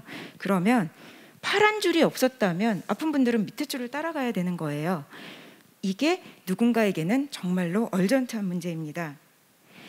자, 제가 일하고 있는 그리고 연구하고 있는 쪽이 주로 이제 면역 항암제 쪽이죠. 우리 면역 시스템을 이용한 어떤 항암제를 개발하는 것인데 면역 항암제의 예입니다. 아까 앞에 연자분의 슬라이드에서도 잠깐 언급된 적이 있었던 것 같긴 한데 이제 면역 항암제에서 이필리무맙이라는 약이 면역 항암제의 문을 열었죠. 그랬을 때 이렇게 바닥에 갖다 내리꽂히는 그래프를 위로 올렸습니다. 근데 그 뒤에 따라온 약들 그리고 콤비네이션이 이 그래프를 점점 서바이벌을 점점 올리고 있거든요. 그래서 우리가 얼전트하다라는 것은요, 코비드만 얼전트한 게 아니고 여러분이 개발하는 그 신약이 누군가에게 굉장히 얼전트하고 그 신약을 빨리 개발할수록 그래프를 위로 올릴수록 우리가 더 많은 환자를 살릴 수 있고 그게 내가 될 수도 있고 내 친구가 될 수도 있고 가족이 될 수도 있습니다. 얼마나 중요하냐? 굉장히 중요합니다. 여러분들이 모두 동의하실 것으로 믿습니다. 이만 마치겠습니다. Thank you very much, Dr. Kim, for your very 예, 감사합니다, 박사님. 정말 훌륭한 발표 잘 들었습니다. 이제 다음 주제로 넘어가겠습니다. 예, 분산 임상 연구 환경과 메디데이터에 대해서 말씀을 해주시겠습니다. 발표자는요, 아프라지타 피라드라시니이십니다. 발음을 잘 못해서 죄송합니다. 메디데이터 같은 경우에는 임상 연구에 오랫동안 관여해 오셨었죠. 아프라지타님은 특별히 클리니컬 오퍼레이션의 전문가로서 오랫동안 활동하셨고 이전에 노바티스에서 근무하셨고 또 기타 제약업계에서 많이도 근무하시고 CRO에서도 근무하신 분이십니다. 아시다시피 분산 임상 연구가 요즘에 굉장히 중요하죠. 이러한 측면에서 특히 팬데믹 상황에서 분산 임상 연구의 중요성이 대두되고 있습니다. 예, 감사합니다. 이렇게 따뜻한 소개 말씀 감사드립니다. 저는 지타라고 합니다. 아프라지타인데 줄여서 지타라고 저를 부르시면 되겠습니다. 저는 오늘 이 자리에서 코로나가 어떤 변화를 가져왔는지, 특히 분산형 임상연구의 변화를 어떻게 가져왔는지 말씀을 드리겠습니다.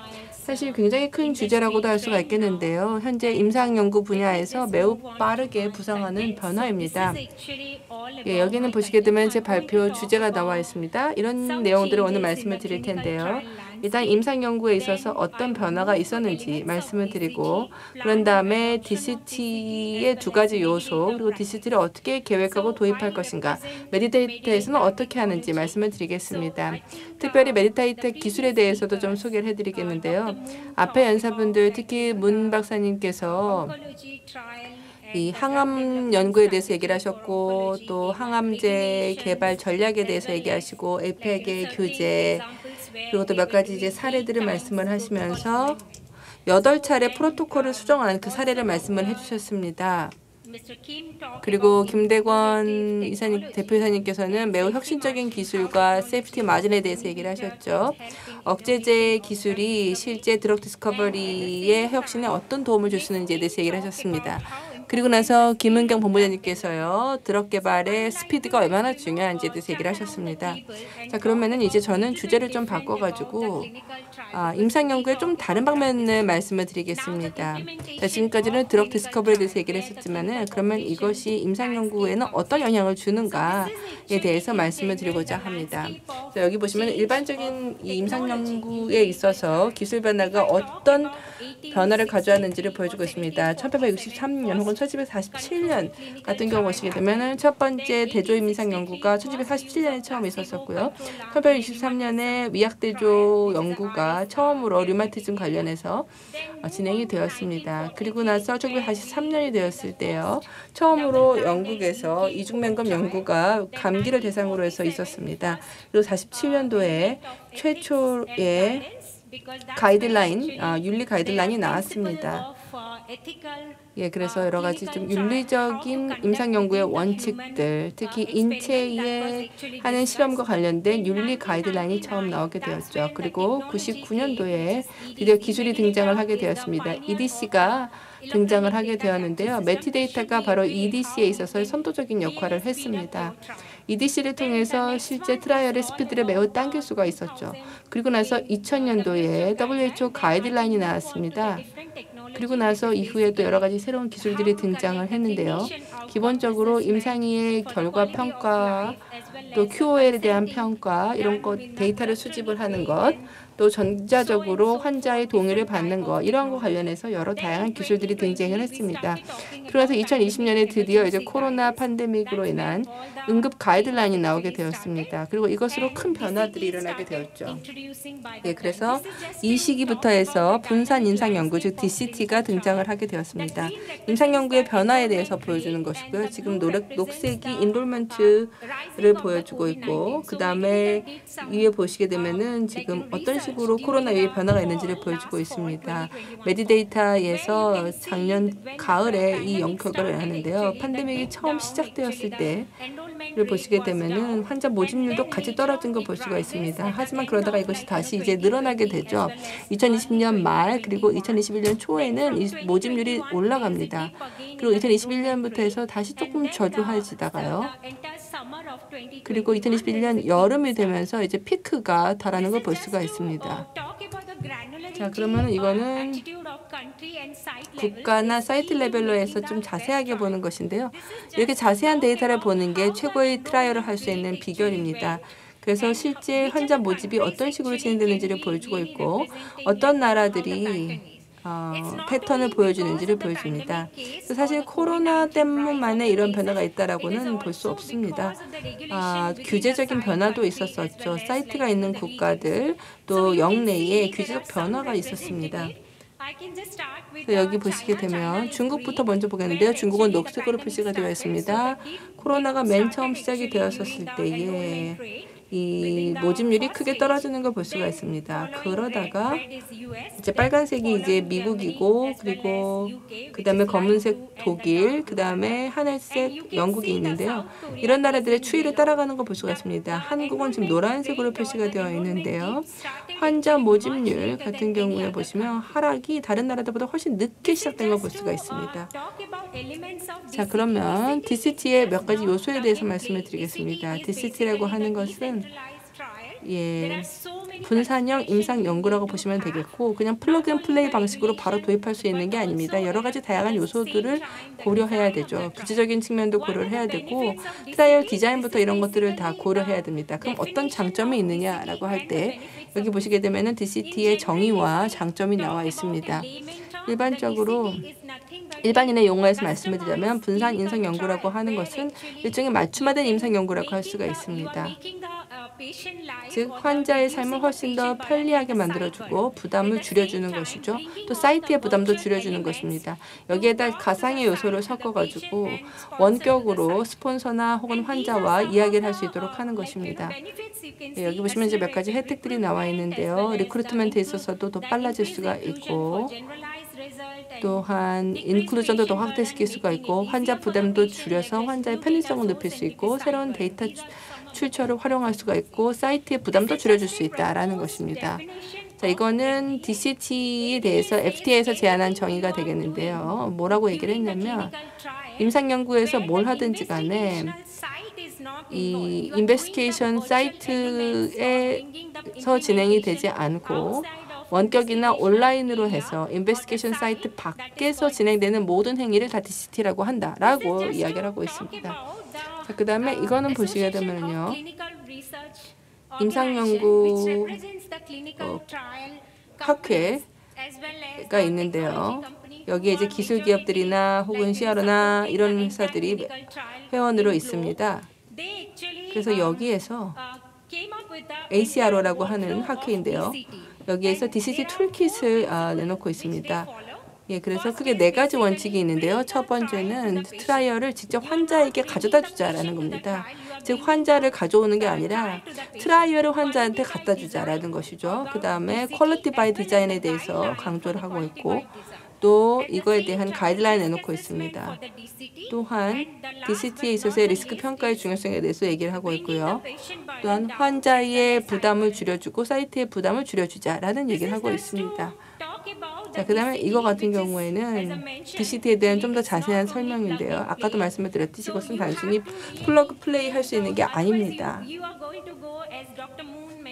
문 선생님께서도 얘기를 하셨지만은 이걸 잘 못하게 되면은 8번이나 프로토콜 어멘먼트를 해야 될 수도 있습니다. 프로토콜을 8번이나 수정하게 될 때 얼마나 많은 돈 낭비와 시간 낭비인지 한번 상상해 봐 주시기 바랍니다. 그렇기 때문에 어떤 DCT를 실행을 하기 전에 일단 먼저 1차적으로 해봐야 되는 것은 이 트라이얼의 디자인을 좀 정말 고민할 필요가 있다는 것이죠. 그래서 이거를 그냥 기성 어떤 디자인을 가져다가 적용할 수 있는 게 아닙니다. 왜냐하면은 트라이얼마다 다 특성이 다르죠. 항암제에 대한 연구이다라고 하게 되면 어떻게 체열을 할 것인지, 어떻게 영상 이미지를 수집을 할 것인지, 또 이걸 어떻게 분석까지를 생각을 하고 이런 파라미터들을 다 반영을 해야 됩니다. 그냥 기성의 어떤 디자인을 그냥 갖다 쓸 수 없다라는 것이죠. 그래서 여러 가지 우리가 고려를 해야 되고 이 분산 인상 연구라고 하는 것은 프로세스라기보다 일종의 기술입니다. 그래서 DCT에 대해서 생각을 할 때 우리가 생각을 해봐야 되는 것은 우리 프로토콜 내에다가 이 기술을 어떻게 적용할 것인가를 잘 고민해 봐야 됩니다. 기존에 있는 프로세스와 절차, 이것도 우리가 잘 고려해 봐야 되죠. 이것도 중요한 파라미터입니다. 왜냐하면 우리 사이트의 역량이 얼마나 되는지를 파악해야 되거든요. 그래서 어떤 식으로든 간에 원격 의료를 다 할 수 있다, 혹은 어떤 식으로든 원격 다큐멘터리 리뷰를 다 할 수 있는지 이런 것들을 봐야 됩니다. 또한 해당 국가가 GDPR과 관련해서 뭐 문제는 없는지, 그리고 실제 이러한 원격에 대해서 전적으로 다 수용을 하는지도 봐야 됩니다. 또한 임상연구의 에코시스템도 봐야 되는데요. 후원사, CRO, 사이트, 또 규제 당국, 기술 파트너 이런 데서 어느 쪽에서든지 간에 한계가 있을 수가 있기 때문에 다 생각을 해야 되고 환자의 경험과 데이터 소스도 생각을 해야 됩니다. 자, 그 다음에 이 DCT를 어떻게 계획을 하고 도입을 할 것인가에 대해서 말씀을 드리겠는데요. 여기에서 몇 가지 중요한 점을 좀 강조하고 싶습니다. 특히 아시아태평양 규제와 관련해서 좀 강조하고 싶은 게 있는데요. DCT와 관련해서 가장 먼저 도입한 나라가 아시아태평양에서는 일본입니다. 왜냐하면 일본에서는 전자동의에 대해서 이미 허가가 되어 있고, 또한 DTP를 하고 있고, 원격 의료도 이미 그 전에 시행을 하고 있었기 때문입니다. 그 다음에 두 번째로 큰 시장이 김 선생님이나 혹은 문 선생님께서도 얘기했다시피 한국입니다. 그 다음이 중국이죠. 그래서 중국은 사실 아직 준비가 안 돼 있습니다. 원격 의료나 이런 것들에 대해서 아직 준비가 안 돼 있습니다. 3개 네트워크밖에 없는데요. 골든 헬스 네트워크, IMMP, 그리고 PLA, 이 3개 네트워크밖에 없습니다. 이 3개 네트워크가 중국에 존재하는 유일한 텔레메디슨입니다. 하지만 전자서명 같은 경우에도 아직도 논의 중에 있습니다. 그리고 전자동의서도 지금 DCT 방법으로 도입할지에 대해서 아직도 열띤 논의가 이뤄지고 있습니다. 한국도 좀 비슷한데요. 원격 의료에 대한 가이드라인이 그렇게 분명하지가 않습니다. 그렇기 때문에 원격 의료에 대한 가이드라인을 제대로 이행이 되어야만 사실 DCT가 실제적으로 구현될 수 있다고 할 수 있습니다. 그 다음에 호주인데요. 호주 같은 경우에는 대부분의 DCT에 대한 컴포넌트들이 있긴 하지만 이 임상을 오퍼레이션 할 수 있는 일부 부분이 아직까지 가이드라인 상에서 분명하지가 않습니다. 정리가 아직도 안 된 것이죠. 자, 그럼 DCT 전략을 어떻게 구축하느냐 말씀을 드리겠습니다. 여기 보시면 몇 가지 어려움들이 나와 있습니다. 우리가 고려해야 되는 어려움들인데요. 첫 번째는 트라이얼 디자인을 우리가 잘 따져봐야 됩니다. 아까도 말씀을 드렸다시피 임상 연구와 관련해서 아예 디자인 단계부터 기술과 CRO와 그리고 규제 당국을 다 고려해서 하셔야 됩니다. 그래서 처음부터 이런 사람들을 다 개입을 시켜서 트라이얼 디자인을 해야 됩니다. 다음 환자 모집과 환자 참여와 관련해서도 환자 모집 방법을 어떻게 할지를 처음부터 잘 고려를 해야 되고요. 또한 규제에 대한 부분도 우리가 잘 생각을 해봐야 됩니다. 또한 사이트를 이해 당사자로서 참여시키는 부분과 관련해가지고 사이트에서는 현재 이 원격으로 하게 될 때 어떤 어려움이 있는지를 따져봐야 됩니다. DCT를 무작정 하는 것이 아니라 사이트의 상황을 잘 파악할 필요가 있다는 것이죠. 그래서 이 사이트를 무조건 이거 해야 된다 이런 식으로 하는 것이 아니라 하나의 당사자로서 참여를 시킬 필요가 있습니다.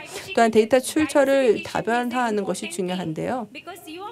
왜냐하면 여러 다양한 나라에서 한꺼번에 멀티센터로 해서 연구가 이루어지게 됩니다. 그렇게 되면은 사이트마다 데이터 출처가 각각 다를 수가 있기 때문에 이것들을 다 포용할 수 있어야 된다는 것이죠. 또 감독과 모니터링도 중요한데요.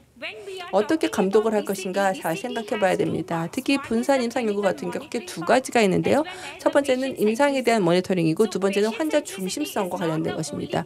이 환자 중심성만 DCT에 있는 게 아니라는 것이죠. 클리니컬 오퍼레이션 하는 사람들 같은 경우에도 데이터 퀄리티를 어떻게 관리해야 되는가 이런 것들을 생각을 해야 됩니다. 네, 그래서 문한희 선생님께서도 이미 얘기했지만 데이터 품질이 매우 중요하다라는 것이죠. 성공적인 임상 연구를 위해서는 데이터 관리를 잘해야 됩니다. 예, 그래서 이 DCT의 어려움들을 해결하기 위해서 해결을 해야 되고요. 현재 DCT에 대한 보급이 늘어나고 있고 기술이 또 잘 교육이 될 필요가 있고 규제 분야도 빨리 따라잡을 필요가 있습니다. 또한 교육과 변화 관리도 중요하고요. 예를 들어서 항암제 트라이얼과 관련해서 잠깐 말씀을 드리자면 DCT로 항암제 트라이얼을 하고자 한다라고 할 때 어댑터블한지를 봐야 됩니다. 이 어댑터블하다는 얘기는 뭐냐면 기존 트라이얼에다가 어떤 것들을 좀 추가를 하는 식으로 생각을 해봐야 된다는 겁니다. 그래야만 현재의 상황에서 DCT를 제대로 관리하면서 운영을 할 수가 있습니다. 또한 신뢰받을 만한 파트너가 있어야 되는데요. 단순히 절차나 어답션이나 사이트나 이런 것들을 보고 그냥 DCT를 할 수 있는 게 아닙니다. 실제 믿을 만한 기술 파트너와 CRO 파트너가 있어야 되죠. 또 실제 규제에 대해서 제대로 이해를 하고 어떻게 DCT를 이행할지를 이해할 수 있는 파트너가 있어야 됩니다. 자, 그러면 메디데이터에서는 어떻게 하는지 말씀을 드리겠습니다. 메디데이터의 DCT 프랙티스에서는 크게 두 가지 요소를 고려하는데요. 첫 번째는 어떻게 환자와 사이트의 부담을 관리해 줄 것인가 하는 것이고 두 번째는 어떻게 효과적으로 데이터를 수집할 것인가 그리고 어떻게 데이터를 모니터링할 것인가 하는 것입니다. 이쪽은 이제 클리니컬 오퍼레이션 담당하는 사람들과 관련된 부분이죠. 그래서 여기 보시게 되면 DCT와 관련된 전반적인 접근 방식이 나와 있습니다. 그래서 환자와 사이트 그리고 스폰서 CRO 이것을 다 이제 이해 당사자들을 두고 있고요. 이들이 다 연결이 돼야 되고 절 커뮤니케이션이 돼야 됩니다. 또한 데이터를 가시적으로 볼 수 있어야 되고 데이터 품질에 대한 관리가 돼야 됩니다. 여기서 이제 특별히 중요한 것이 바로 사이트와 관련해서 또 환자와 관련해서 이 버추얼로 한다라고 하는 그 DCT의 일부 요소들을 여기다 절충을 시킬 수가 있겠죠. 근데 아까 말씀을 드렸듯이 모든 트라이얼이 다 이런 버추얼한 요소를 추가함으로써 다 DCT가 될 수 있습니다. 이거는 환자가 활용할 수 있는 툴들이 되겠습니다. 그래서 메디데이터 같은 경우에 환자 포털을 두고 있고요. 최초의 환자 포털을 만든 바 있습니다. 그래서 이 환자 포털을 환자 모집에만 쓰는 것이 아니라 DCT 전반에서 엔드투엔드로 다 쓴다라는 것이죠. 그래서 사실은 임상 연구의 처음부터 끝까지 다 버추얼하게 진행할 수가 있습니다. 그래서 여기 보시면은 환자 등록부가 일단 나와 있고요. 그리고 환자 모집과 관련된 보고서입니다. 이게 그냥 환자 포털인데요. 환자가 들어가가지고 스스로를 등록을 하는 겁니다. 그래서 임상연구에 참여하겠다라고 등록을 하는 것이죠. 또한 인베스티게이터 같은 경우에도 이 포털에 대한 라이센스를 가지고 있어서 이 임상연구에 참여하는 환자에 대한 정보를 볼 수가 있습니다. 그리고 그다음에 또 이코아라고 하는 클리니컬 아웃컴 어세스먼트가 있고요. 전자서명이 있습니다. 그리고 또한 원격 의료와 관련된 내원 혹은 방문에 대한 시스템이 있습니다. 이건 GDPR을 완전히 준수를 하고 있고 규제 요건에 전혀 문제가 안 됩니다. 또 웨어러블 디바이스들을 이제 활용할 수 있는 이런 요소들이 있습니다. 우리가 웨어러블에 대해서 얘기를 할 때 우리가 고려해봐야 되는 게 바로 데이터 출처입니다. 데이터 출처는 굉장히 웨어러블마다 달라질 수가 있기 때문입니다. 예, 그래서 저희는 하나의 데이터 포맷으로 옵티마이즈된 데이터를 사용을 합니다. 예, 그리고 이것을 환자 데이터랑 결합을 해가지고 분석을 해서 다양한 인사이트를 제공합니다.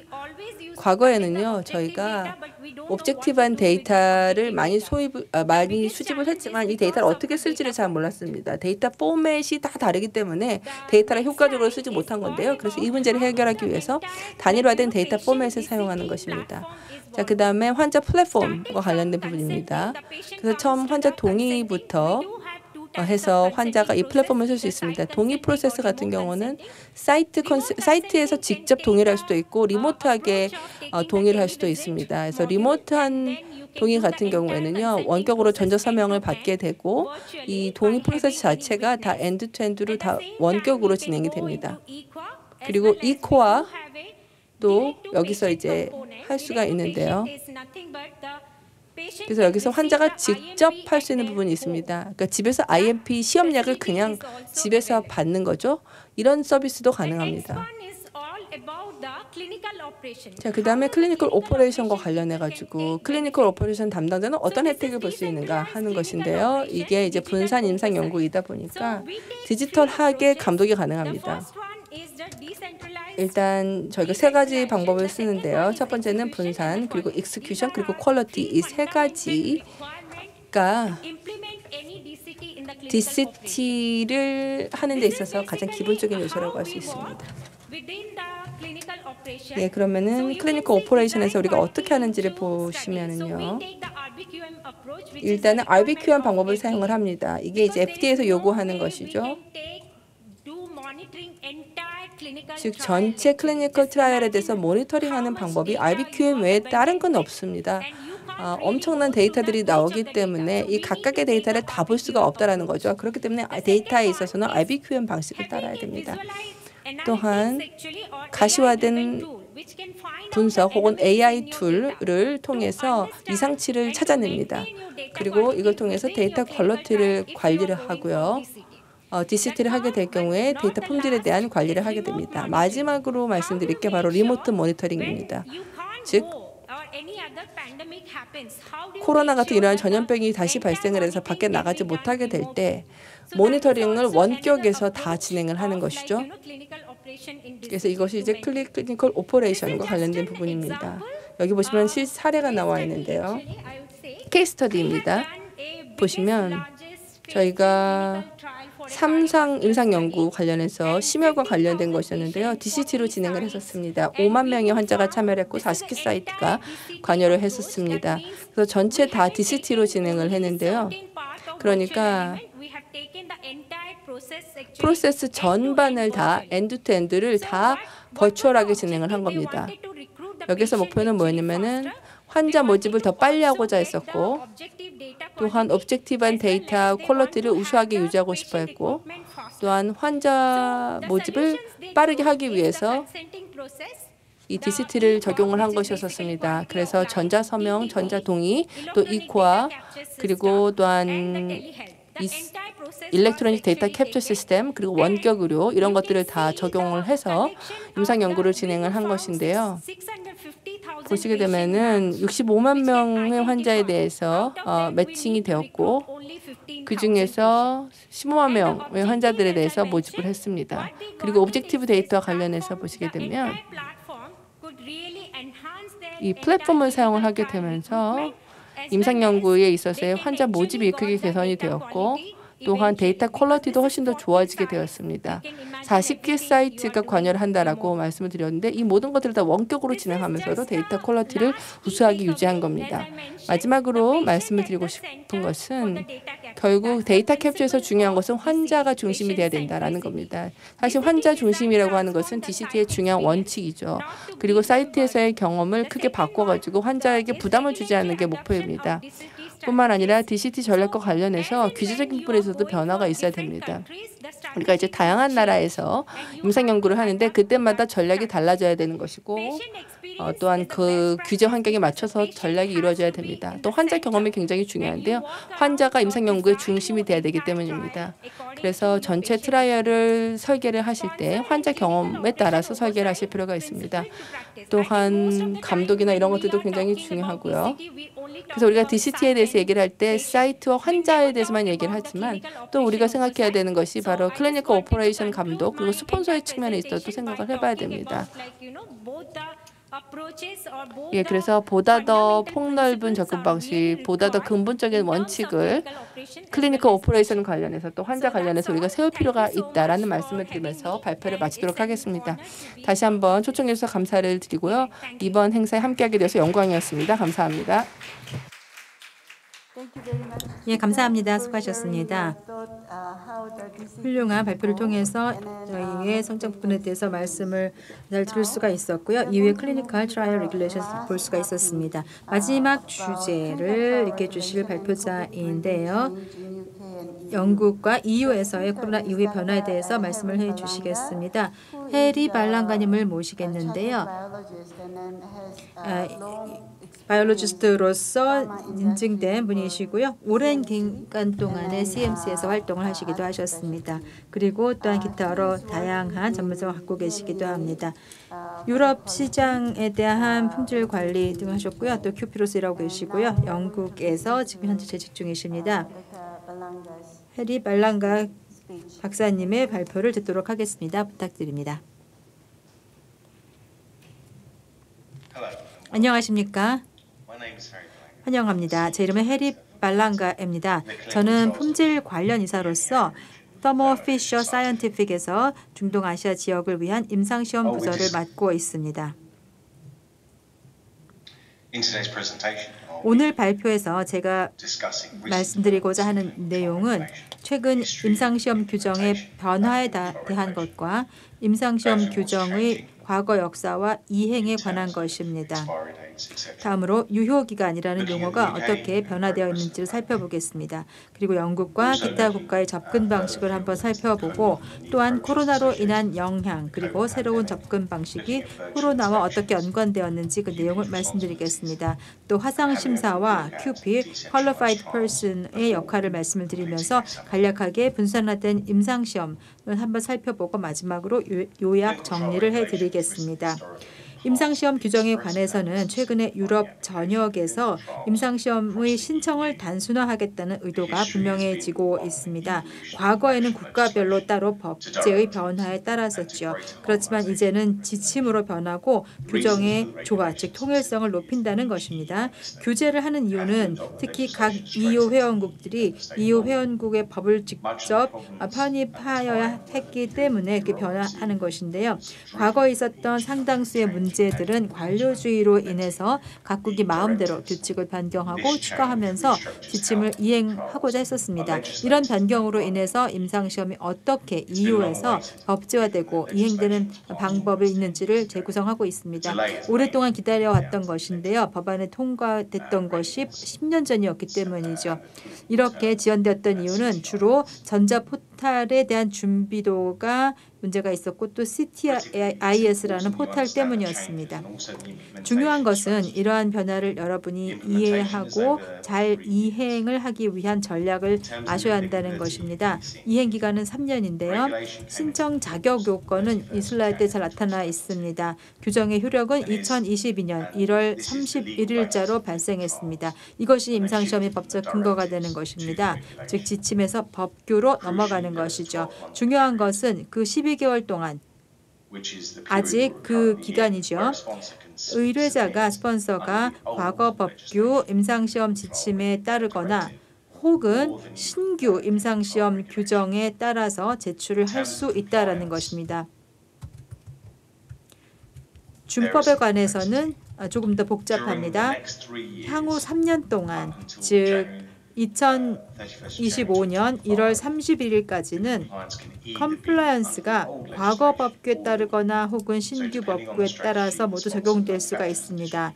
그러므로 회사의 전략에 따라서 의뢰자 제조사, 유통업체들은 어떤 법에 따르고 있는지를 현재 분명히 알아야 할 겁니다. 그러면 어떤 변화들이 있을까요? 참고로 왼쪽에 있는 것은 과거의 구조와 지침입니다. 그리고 오른쪽에 있는 것은 새로운 법규의 구조입니다. 앞서 제가 잠시 언급했듯이 과거 지침이 변경이 되었고 또 이 부속서 13에도 변경사항이 있었습니다. 그 대신 새로운 규정에서는 법규 부분이 공식화되고 위임 규정에 의약품 제조 관리 기준 GMP가 포함됩니다. 근본적으로는 제조사, 패키징, 스폰서의 제출 서류에 영향을 미치는 변경 사항들인 것입니다. 각 의뢰자의 공급망에 대해서 엄격한 갭 분석을 하시는 것이 중요하겠습니다. 신규 법규에 컴플라이언스 규정이 있기 때문입니다. 위임 규정의 QP가 2017-1569인데 이는 GMP와 IMP에 적용되는 것입니다. 그리고 임상시험 규정에 따라서 법제화가 되는 것입니다. 다음으로 하이라이트 리스트를 보겠습니다. 변경 사항 내용인데요. 의뢰자 제출에 대한 새로운 프로세스가 있는 것이 임상시험 규정에서 의도되었던 가장 큰 혜택이라고 하겠습니다. 제출 프로세스를 단순화했기 때문이죠. 신규 프로세스는 CTIS를 통해서 입력 포탈에서 단일한 신청 절차가 허용됩니다. 즉 그 말은 하나의 세트 서류와 단일한 승인 절차를 통해서 한다는 것이고 각 회원국마다 보고할 것이지는 아니라는 것입니다. 여기 윤리적 승인도 포함되는 부분입니다. 그만큼 시간이 크게 단축된다는 것이죠. 약 60일 정도로 줄어듭니다. 임상시험 규정에도 변경이 있는데요. 예를 들어서 문서의 보관, 품질관리, 참고 샘플의 공식화, QP의 인증 내용 세부사항, 그리고 임상시험에 쓰인 의약품의 반품과 수불 기록 등입니다. 임상시험 마스터 파일을 25년간 보관해야 한다는 의무도 포함되어 있습니다. 유럽의약청에 있는 임상시험 콘텐츠의 권고사항이라는 제목이 언급되어 있는데요. 이 문서는 현재 업데이트 중입니다. 만일 그게 없으시다면 ICS E6R2 GCP Good Clinical Practice라는 제목을 찾아보시면 임상시험 수행을 위한 중요 문서라는 제목이 아마 참고로 포함되어 있을 것입니다. 임상시험 규정은 용어의 변화도 가져왔는데요. 비임상시험용 의약품 NIMP에서 보조의약품으로 바뀝니다. 또한 의뢰자들이 임상시험을 위해서는 승인된 보조의약품을 사용해야 한다는 것이 명확해졌습니다. 비승인 보조의약품을 임상시험에 사용하려고 한다면 의뢰자가 임상 프로토콜을 따른다는 것을 증명해야만 합니다. 이러한 이용도 규제자 함께 승인을 받아야만 합니다.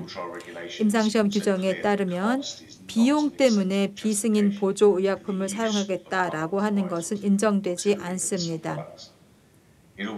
또한 승인 임상시험 의약품에서와 마찬가지로 비승인 의약품의 사용도 추적 가능성, 수익성, 책임성 규정이 있어야 한다라고 명시되어 있습니다. 임상시험용 의약품과 비승인 의약품의 가격 문제와 추적 가능성도 전면에 나타납니다. 임상시험과 관련된 모든 비승인 의약품이 전생의 주기에 걸쳐서 통제되고 잘 설명될 수 있도록 하는 책임이 의뢰자에게 있다는 것입니다. 반품과 수불에 관해서도 특정한 변경사항이 있는데요. 반품 수불 관리 내용이 임상시험을 신청할 때부터 상세하게 설명되어져 있어야 합니다. 이러한 세부사항, 즉 임상시험 승인이 신청될 수 있도록 포함하기 위해서는 의뢰자들께서는 현재 하고 있는 임상시험 계획 프로세스보다도 더 빠른 시점에 이를 준비하고 결정하셔야겠습니다. 마지막으로 가장 논란의 대상이 되는 것은 EU의 임상 규정 변경 중에서 부속서에서 변경된 임상 라벨 문구에 관련된 요건입니다. 궁극적으로 긍정적으로 이를 보자면 이는 유럽의 전 회원국들이 임상시험을 위한 임상 라벨 문구를 통일하는 것이다 라고 볼 수 있는데요. 라벨에 요구되는 문구는 일부 추가 사항을 제외하면 부속서 13과 사실 매우 유사합니다. 그런데 부속서 6에 포함되었던 주요 변경 사항은 유효기간을 1차 용기 혹은 2차 포장 용기 모두에 인쇄해야 한다는 것이었는데 이제는 부속서 13 원칙에 따라서 부속서 6에 포함되지 않은 1차 용기에서는 유효기간을 누락시키도록 합니다. 이 변경은 EU 임상시험에서 임상시험용 의약품 IMP의 포장에 중요한 역할을 미칩니다. 그렇지만 좋은 소식은 업계와 기관들의 강력한 로비 활동에 힘입어 EC가 공개 의견을 완료했다는 겁니다. 즉 새로운 규정에서 부속서 6에 있는 유효기간을 1차 포장 용기에 표시할 의무를 변경하려는 거고요. 현재 이는 준비 중이고 발표될 것입니다. 이 업계에서는 이런 요건이 사라지기를 희망하고 있죠. 그렇게 되면 EU에서 임상시험을 하는 의료자들에게는 좋은 희소식이 될 것입니다. 그렇지만 EU 웹사이트에 방문하셔서 계속 소식을 확인하는 것이 좋겠다라고 생각합니다.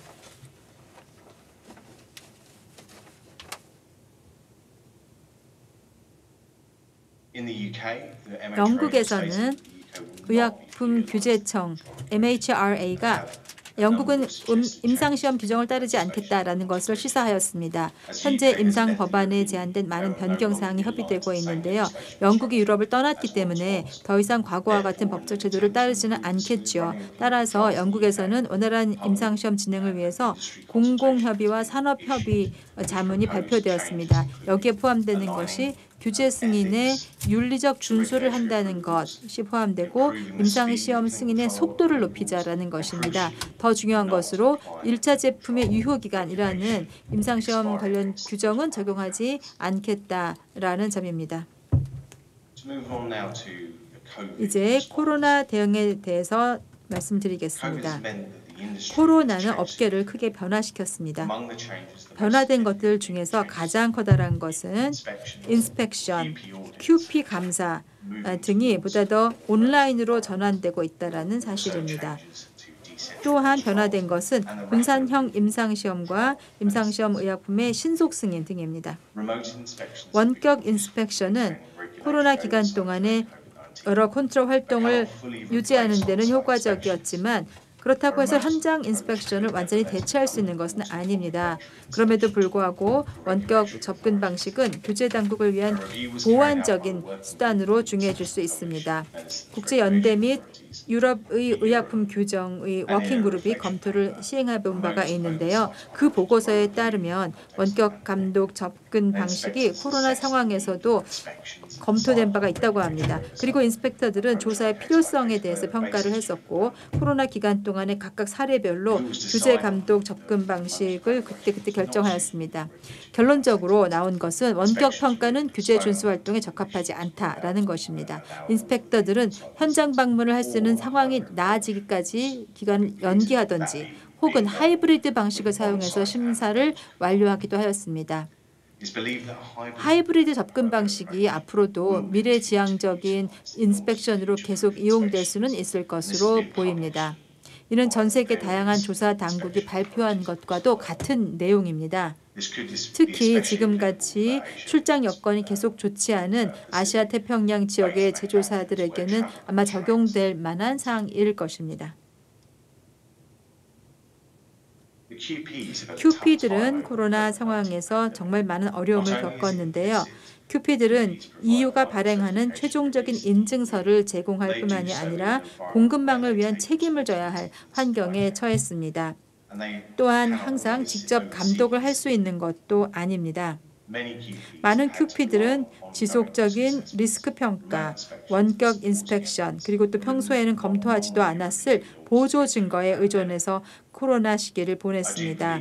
저는 규제 당국의 인스펙션은 앞으로 더욱 원격의 형태를 띠게 될 것이라고 생각합니다. 더 많은 전자적 감독 수단이 수용될 겁니다. 예를 들어 화상 방문, 전자 영상, 데이터 전송 등이 사용되겠죠. 그렇지만 중요한 것은 QP의 대응성과 책임성이 변화하지 않아야 한다는 것입니다.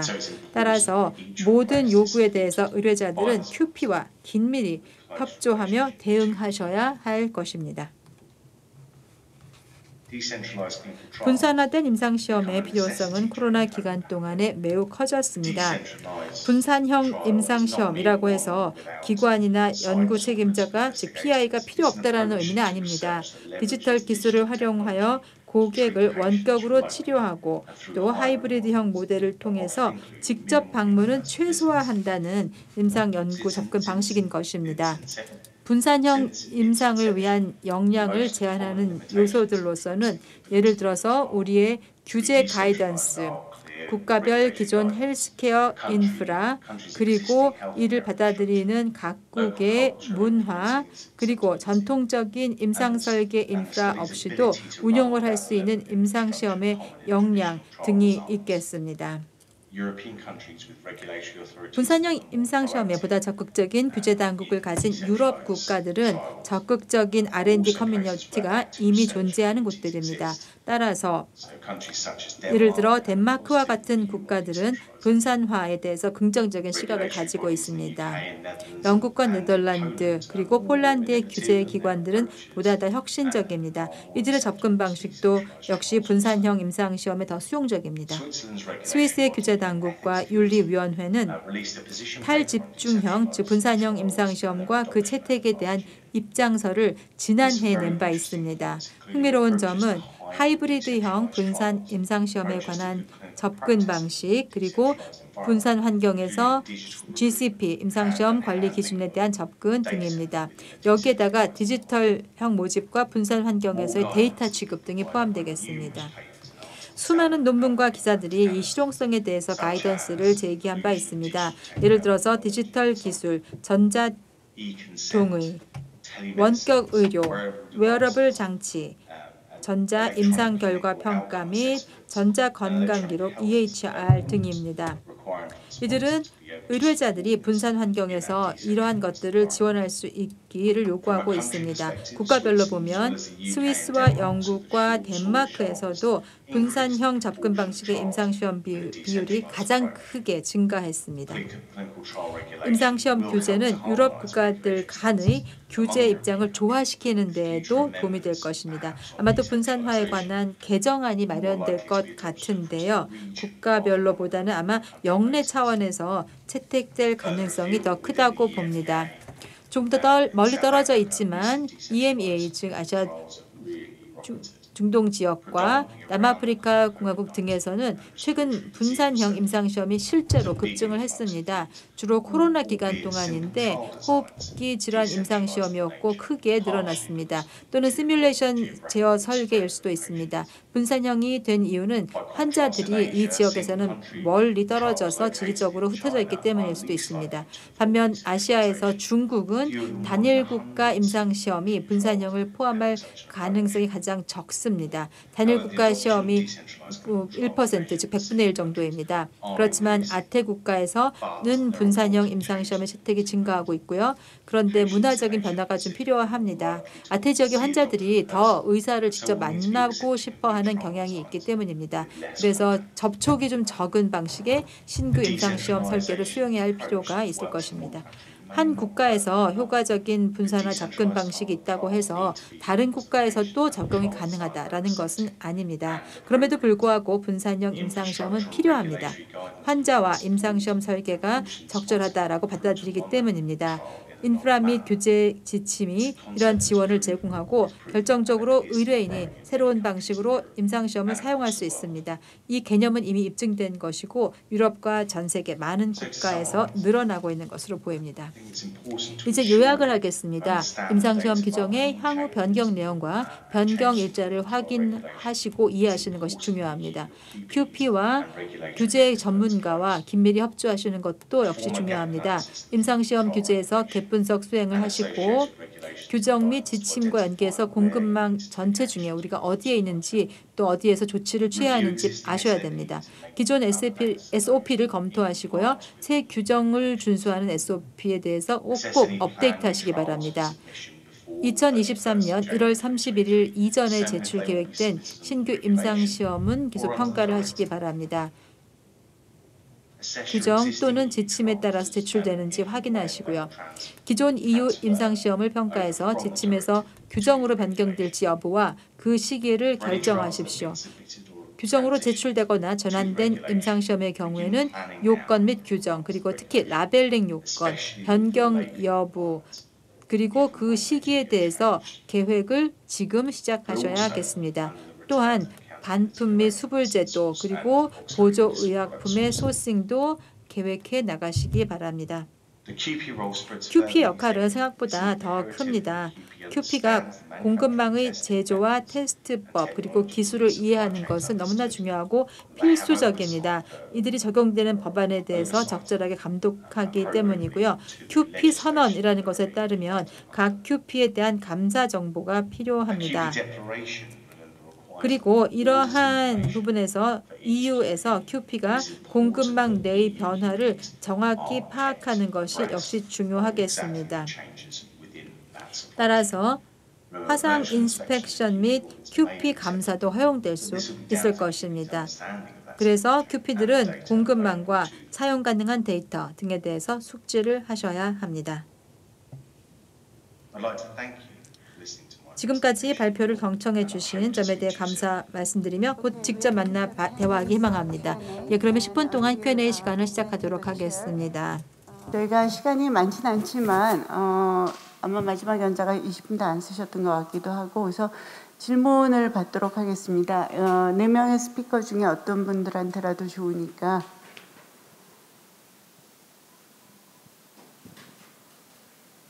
만약에 없으시다고 하면 제가 김은경 선생님께 하나 여쭤보겠는데요. 이제 그 빠른 속도로 urgency, sense of urgency를 갖고 클리니컬 트라이얼 할 때 이제 디시전 메이킹 포인트들이 있잖아요. 그런 것들이 사실 쉽지 않을 수가 있는데 아까 이제 여러 가지 케이스를 설명해 주셨는데 제 나름대로 뭐 여러 가지 이제 들은 것도 있고 개수한 것도 있지만 사실 그 디시전 메이킹 프로세스를 어떻게 프리셋을 하든지 할 수 있는지에 대해서 좀 설명을 해주시면 어떨까요? 네, 질문 감사드리고요. 사실은 문한림 선생님께서 워낙 경험이 많으셔서 오히려 좀 코멘트를 주시면 좋을 것 같긴 한데 제 생각에는 어쨌든 개발사 입장에서 디시전 포인트는 갈 수 있겠다, 가는 게 의미 없겠다. 또는 어느 방향으로 가야겠다, 방향을 조금 바꿔야겠다, 뭐 이런 것들이 될 거예요. 그래서 그거는 이제 내부적인 어떤 전략적인 부분이 있을 거긴 한데요. 사실은 이게 관마다 이제 어떤 식으로 서포트를 하고 동반자로 개발사를 생각하느냐가 조금 다를 것 같기는 한데 중요한 디시전 포인트는 회사의 전략에 있어서의 결정 부분이 아니라면 사실은 어떤 패스로 어떻게 가는 것이 가장 빠르게 갈 수 있을까, 불필요한 것들을 하지 않을까에 있어서는 제 개인적인 소견으로는 관과 긴밀히 인터랙션을 해야 되는 부분이 아닌가라고 생각을 하고 있습니다. 그래서 이제 뭐 우리나라 MFDS든 아니면 뭐 흔히 미국에서 임상들 많이 하시는데 FDA건 사실 그런 것들을 인터랙션에서 피드백을 받을 수 있는 많은 툴들을 가지고 있거든요. 그래서 물론 그런 툴들을 이용하는 게 준비하는 데 있어서 비용이 더 들 수도 있고 더 어려움이 있을 수도 있지만 사실은 어쩌면 그게 가장 빠르게 가는 길이 아니겠는가라고 생각을 해서 그런 레귤러토리 패스 있는 툴들을 많이 이용해서 어떤 디시전 포인트마다 맞는 결정을 하시고 조언을 얻는 게 좋을 거라고 생각을 합니다. 선생님 혹시 조언 주실 부분은? 저도 뭐 똑같은 생각이고요. 예를 들어서 이제 제가 온콜로지 예를 또 그런 타임리한 그런 디시전에 이제 말씀을 드리면 미국 온콜로지 센터 오브 엑셀런스의 RTOR이라고 그래서 리얼타임 온콜로지 리뷰라는 프로그램이 있어서 NDA 패키지들 다 내기 전에도 데이터를 계속적으로 피딩을 해주면 그분들이 다 이제 숙지하고 있다가 NDA 팩을 내면은 굉장히 빠른 속도로, 그러니까 그런 것들이 센스 오브 얼전시니까 디시전 프로세스에 굉장히 중요하다고 생각합니다. 플로어에서 질문을 좀 해주셨으면 좋겠는데 누구 없으세요?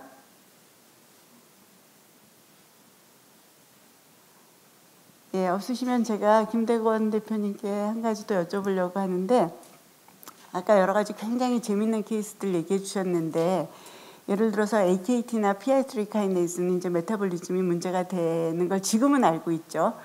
근데 이제 디스커버리 스테이지에 이제 어떤 타겟하는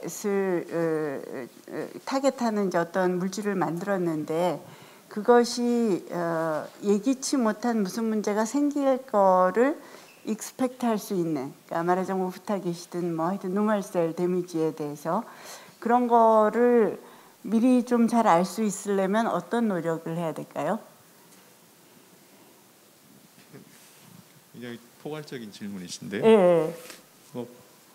기본적으로 바이올로지에 대한 이제 그 타겟 밸리데이션 측면에서 접근하는 바이올로지에 대해서 이제 스트렝스가 있어야 되고, 아까 말씀드렸다시피 더 선택적인 물질을 개발하려면 이제 바이오마커라든지 이런 거에 대해 개발에 대해서 사실 이제 스트렝스가 있어야 되지만 그 부분을 선도해 가는 게 빅팜들이고요. 아까 말했던 저렇게 이제 효과적으로 쫓아가고 있는 벤처 같은 경우에는 빅팜의 실패 사례에서 이제 레슨을 받아서 본인들이 그걸 어떻게든 극복하기 위한 노력을 한 건데, 사실 GSK가 아까 그 코오퍼레이트 PRNT5 코오퍼레이트 이니비터 소개할 때 앞서서 실패를 했지만 그들이 저 타겟 밸리데이션하고 저 타겟의 바이올로지를 밝히고 임상에서의 내로한 세이프티 마진에 대해서 보고가 없었다면 지금 이런 회사들이 쫓아가기 힘들었겠죠. 사실 그 부분은 아직은 저희 같은 벤처에서 하기는 좀 힘든 부분인데, 하여튼 빅팜들이 뭐 이제 그리디하다고도 이야기하지만 그들이 많은 이제 시행착오나 혁신적인 브레이크스루를 만들어주고 있고, 저희들은 그걸 아직까지는 활용하는 정도 선이 현실적인 방안이 아닌가 생각합니다. 네, 감사합니다. 사실 그거를 미리 익스펙트하는 것도 중요하지만 그 레슨을 가지고 이제 그걸 어떻게 극복하기 위한 노력을 하느냐 하는 게 더 중요할 수도 있을 것 같긴 합니다. 네, 감사합니다. I have a question to Jita. 예, 지타한테도 질문이 있는데요. 말씀을 하시기를 다양한 분산 임상 연구 케이스에 대해서 말씀을 해주셨습니다. 근데 실제적으로 보면은 사실 분산 임상 연구를 A부터 Z까지 다 한꺼번에 할 수 있는지 잘 모르겠습니다. 그래서 현 시점에서는 좀 단계적으로 진행을 해야 되는 게 아닌가, 그리고 나중에 이제 주차 DCT를 하는 그런 방안으로 가야 되지 않을까 싶은데요. 메디데이터의 경험에 비추어서 봤을 때 DCT의 미래가 어떻게 될 거라고 생각하는지, 또 여러 다른 환경에서 어떤 식으로 진행되는지요. 한국에서는 가장 큰 장애물이 바로 원격 의료에 대한 제한 그 자체입니다. 자, 그런데 이 DCT를 도입을 할 때 우리가 단계적으로 해야 될까요? 전적으로 한 번에 도입을 해야 될까요? 예, 매우 흥미로운 질문 감사드립니다. 아시다시피 제 발표에서도 얘기를 했었는데요. DCT는 규제 환경에 따라서 매우 달라질 수가 있습니다. 그래서 국가마다 상황이 굉장히 다르죠. 그래서 규제 환경에 따라서 DCT를 단계적으로 도입을 할 수도 있겠고, 단계적으로 도입을 하고 다른 나라에도 이제 확대를 할 수가 있습니다. 예를 들어서 중국 같은 경우에는요, 보면요, 전자 동의가 없으면 어떤 것도 할 수가 없습니다. 데이터 프라이버시 관련된 규제가 엄격하고, 또 원격 모니터링에 있어서도 전자 동의가 없으면 아무것도 할 수가 없습니다. 예, 그렇기 때문에, 그런데 이제 원격 의료 같은 경우는 잘 마련이 되어 있기 때문에 원격 의료나 이코아나 이런 것들을 가지고 먼저 시작을 할 수 있습니다. 한국도 마찬가지인데요. 원격 의료 자체가 하나의 허들이죠, 지금. 하지만 전자 동의는 현재 통과가 되었고, 또 TP라든지 이코아 시스템도 이미 있습니다. 그래서 이거부터 시작하실 수 있습니다. 그러니까 하이브리드로도 갈 수도 있고 처음부터 끝까지 다 DCT로 갈 수도 있지만, 그 DCT가 꼭 엔드-투-엔드로 한꺼번에 다 적용할 필요는 없고 각 국가의 상황에 맞춰서 단계적으로 할 수도 있습니다. 예, 제가 몇 가지 흥미로운 케이스를 조금 말씀을 드리고 싶은데요. 삼성의 동유럽 국가들이 들어있었어요. 전쟁이 났잖아요. 처음에 사실 DCT에 대한 플랜은 하나도 없었거든요. 갑자기 이제 데이터 클로저가 가까우니까 어쩔 수 없이 이제 그 리모트 모니터링하고 이런 프로세스를 갔는데, 다행히 CRO가 경험도 많고 굉장히 적극적으로 대치를 해주셔서 그 리모트 모니터링하고 이런 거, 그다음에 이제 환자가 검사하는 것도 막 딴 나라로 도망가서 거기서 한 거, 이제 그런 거를 다 임플리멘트를 했거든요. 그래서 어떤 면에서는 아까 우리 김은경 선생님께서 아주 그 굉장히 재미있는 스토리텔링을 해주셨는데, 얼전시, 그다음에 니즈, 이런 것들이 어쩌면 저희한테 이 발전을 이렇게 트리거를 해주는 게 아닌가 그런 생각을 해봅니다. 오늘 모두 수고하셨고 이렇게 늦은 시간까지 모두 남아서 들어주셔서 대단히 감사합니다. 네, 감사합니다. Thank you.